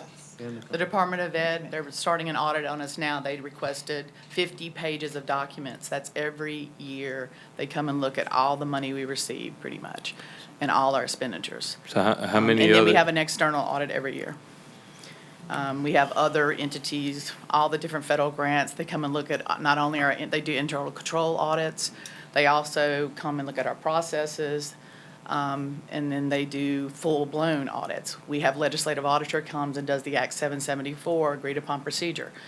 We have many, many audits during the year. Okay, thank you. Ms. Lamy? Is there a reason, because I know that they will be giving us reports, so they are reporting to us, so is there a reason that it doesn't say superintendent and school board for reports to? Is there any purpose to that? If they're reporting, if we're saying that they are reporting to us because they're giving us reports, why wouldn't we just have school board up there? Like, what's the difference, I guess I'm asking? What would it mean if school board was up there, different than what we already have? Because I said reports to. Reports So- to means you supervise that person. We're not supervising. There's a difference between reporting to somebody Uh-huh. and furnishing reports to you. Okay. That's the difference. So, and you're telling me that the other three school boards that were ahead of us, it says reports to superintendent and school board? As a dotted line. They explain So that the dotted- means- They explain the dotted line as furnishing reports to the board. In their, in a regular meeting, just like we're talking about doing. We still don't have any supervision rights over this person. Lord, would I want them? I'm asking No, why we're I- doing it and differently, though. I'm just saying Yeah. that that's part of the, So why wouldn't we the- just do it the same way? Because We they're are- not, they can't either, right? we are doing it the same way, basically. We're putting it in the furnishing reports, which takes the place of the dotted line. All right, let's just put the dotted line and put school board. There we go, done.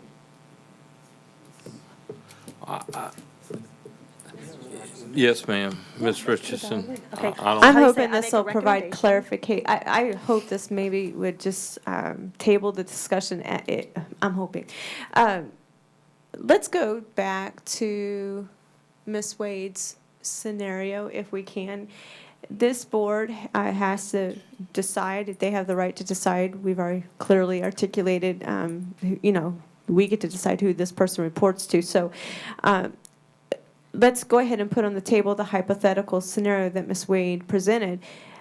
How, according to this job description, would that IA, should they discover something that would unfortunately pertain to someone in this room pertaining, to central office, meaning superintendent, associate, superintendent, whomever, who do they, in a hypothetical situation, how would they handle that according to this? There's nothing that says that. Are you telling me you want them to come to our monthly meeting and present a report to this board and the public? This is what I found out?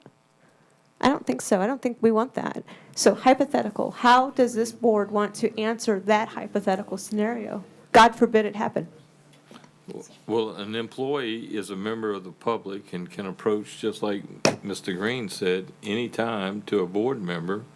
And then, as a board member, we have no authority unless we're sitting in a meeting with a quorum and taking action on an issue. So you're saying the person in that hypothetical situation would approach the board with their situation, and then And it's a public record. Once any document's been prepared Okay. in within our system, it becomes a public record and is attainable, whether it's a pretty public record or an ugly one. Okay. So Then to put it on the agenda? it's on the agenda. It's on the agenda. The report's there.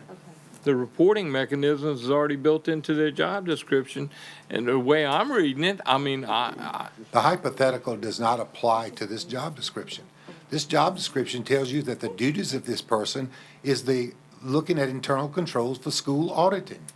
That's their major response. It's not to audit me or the superintendent or anything else. Ms. Wade is looking this as an internal auditor that a business would have that will do an internal audit of the entire corporation.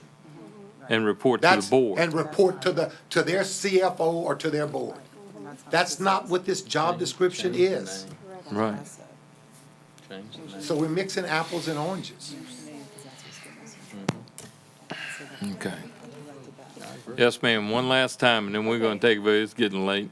So, Mr. Javier, what you're saying is that you get to pick and choose what the internal auditor audits?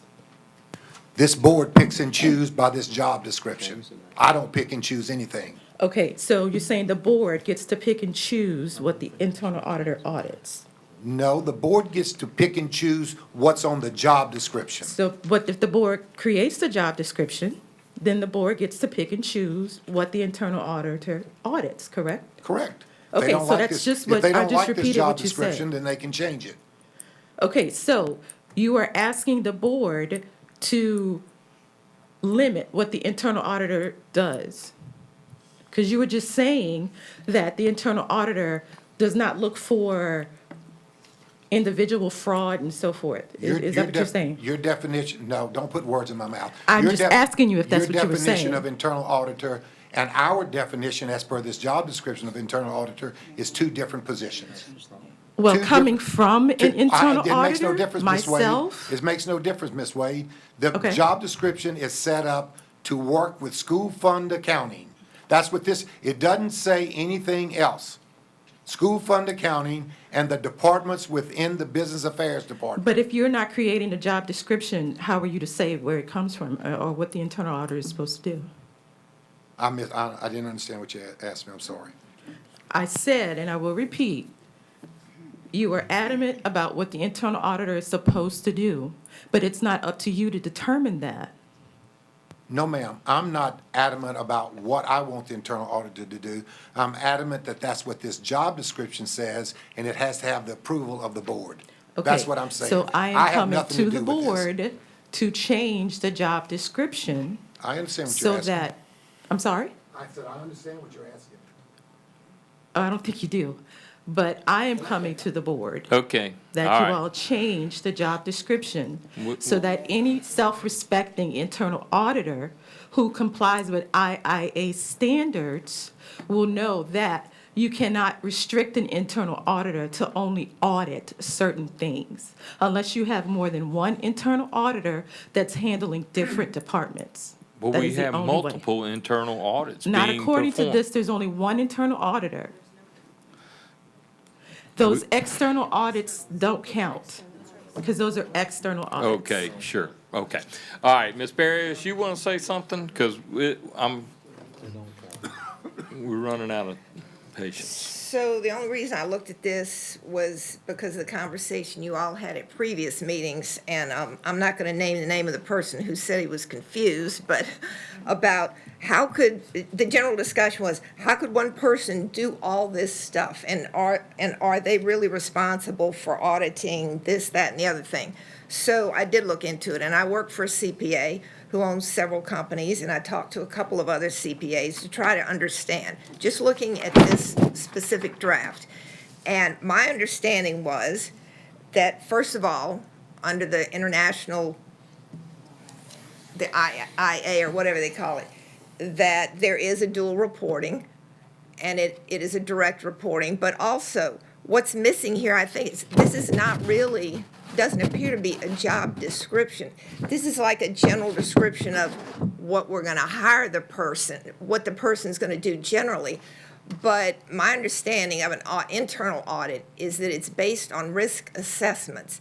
That's their job, not to look for crime or fraud, but to assess risk so that they can ameliorate those risks so that they eventually don't exist. That's what a risk assessment is. To do that, they do an internal auditor. But because you're only hiring one person, it's not possible for that person to assess the risk of everything in a $500,000 agency, right? I think you'll agree with that. So, but this doesn't specifically, and I think that kind of addresses the most recent discussion. Who's going to determine what this internal auditor is going to assess? And that is typically, according to the International Internal Auditor thing, that's what the board does. That the board has a committee, or the board as a whole, if you decide, and they interview or sit down with the auditor and they determine what items are going to be assessed. Because if it's not, otherwise you're hiring another bookkeeper or another CPA in the office to just oversee stuff and make sure that there's nothing bad going on. So I just suggest that you do look again at this, maybe even call in an internal auditor, totally independent, and sit down and discuss with that person exactly if there are any issues with this. Thank you. Ms. Bettencourt. Thank you, Mr. Durham. Mr. Jabia, would it be prudent, these two words are causing such a consternation. Can we change the darn title and call it what we want to call? We'll call them a super person or, grade school flag waver, whatever. But the job description is what we want them to do, which you said, focus on the school where the cash and all that is. And then some things to working with the business department. You don't have to change anything other than if you just want to say But school this, internal auditor. We got internal auditors saying this isn't an internal auditor. Staff auditor, school, And it's not an external auditor. Would it be just easy to just change the darn title? That's gonna be the board decision. I can't comment on that. Okay, Mr. Bro. I think the title is causing a lot of confusion. Yeah, thank you. You're welcome. Mr. Bro. I think we have to be aware that perfection is often the enemy of progression. I'm not terribly happy with it because I don't think there's enough independence here. But we need an internal auditor. We've been gone 2 years without one. Let's get this person on and let's get them started working. So I think we need to vote on this. Okay, thank you. All right. So, with that being said, what's the motion? What, accept a revisions to the internal auditor job? And the motion was made by? We haven't made one yet, Really? really. Okay, so I need a motion. So moved. So moved to accept the job description for the internal auditor. I have a second? Second by Ms. Hines. All right. Everybody's ready to vote. So 4 is to approve it. 4 is to approve, nay is to go against it.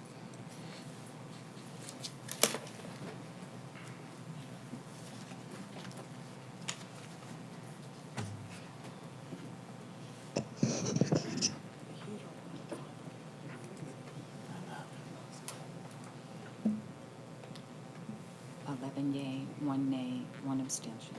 We have 11 yeas, 1 nay, 1 abstention. Okay, so it passes. Mr. Jabby, administrative, monthly Your monthly maintenance and custodial report was on board docs. Mr. Gottschall and his staff is here if you have any questions. Any questions regarding monthly maintenance and Mr. Green? Just kidding. All right, Mr. Jabby, monthly risk management report. Mr. Gaspard is out, but I'll try to answer anything that I can. Any You have a questions report that regarding came the with you. risk management? Seeing none, Mr. Jabby. Transportation report, Mr. Bodie is here if you have any questions. Any questions for transportation? Seeing none. Ms. Tipton, you're up.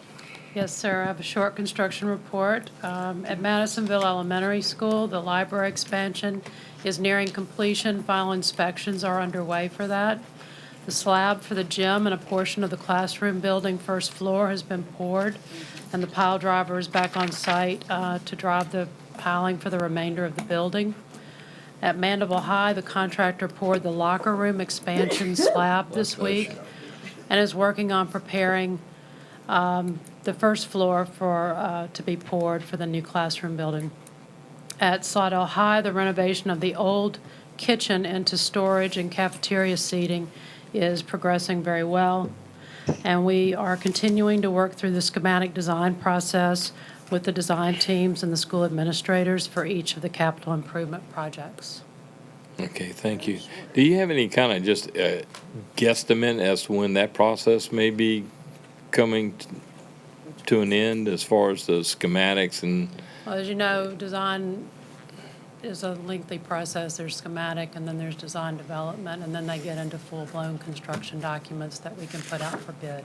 So we have a little ways to go. Several months? Yes, sir. Okay, that's what I was just trying to get a timeline on. Thank you. Thank you. Okay, any other, Mr. Bro? You mentioned that the Slidell cafeteria is progressing. Do you have a idea of how long it's going to take? 'Cause that thing's been under construction forever. Yes, it has had many phases, and we had to finish one area before we could move to another, So Another we have month? been at Slidell High for a while, but this is the last phase, and they are already looking at being able to close in the ceiling of this area, and they're talking about putting flooring down, so they're starting to talk about the final finishes, and we're on our way towards completion. Okay, thank you. Yes, sir. Thank you. Any other questions for Ms. Tipton? Ms. Tipton, thank you very much. Thank you. Ms. Prevost? The September financial report was sent to you, and I will answer any questions you may have. Any questions for Ms. Prevost? None? Ms. Prevost, our monthly purchasing report. Yes, Ms. Stevens is here to answer any questions on that report. Any questions for Ms. Stevens? Seeing none, we're going to go to closing. Ms. Heinz, comments from the board president. Thank you, Mr. Chairman. I have the following announcements. The board meeting will be held next Thursday evening, November 14th at 7 p.m. in Slidell at the Brooks Educational Complex. Mr. Foss, there'll be no entertainment before that? No, ma'am, no entertainment because we had the Veterans Day program. Sure, all right. So that meeting will begin at 7 p.m. Yes, ma'am. There will be special board meetings on Tuesday, November 19th, and Thursday, November 21st, beginning at 5 p.m. for expulsion hearings. We have approximately 8 each evening, and I will need to know if you're not going to be able to attend those because, we need a quorum. So please, yes, I said 5 p.m. We're going to start at 5 p.m. So please, if you're not going to attend, would you do me a favor and email me instead of just verbally tell me so that I can keep a tally? Can you send an email out just because?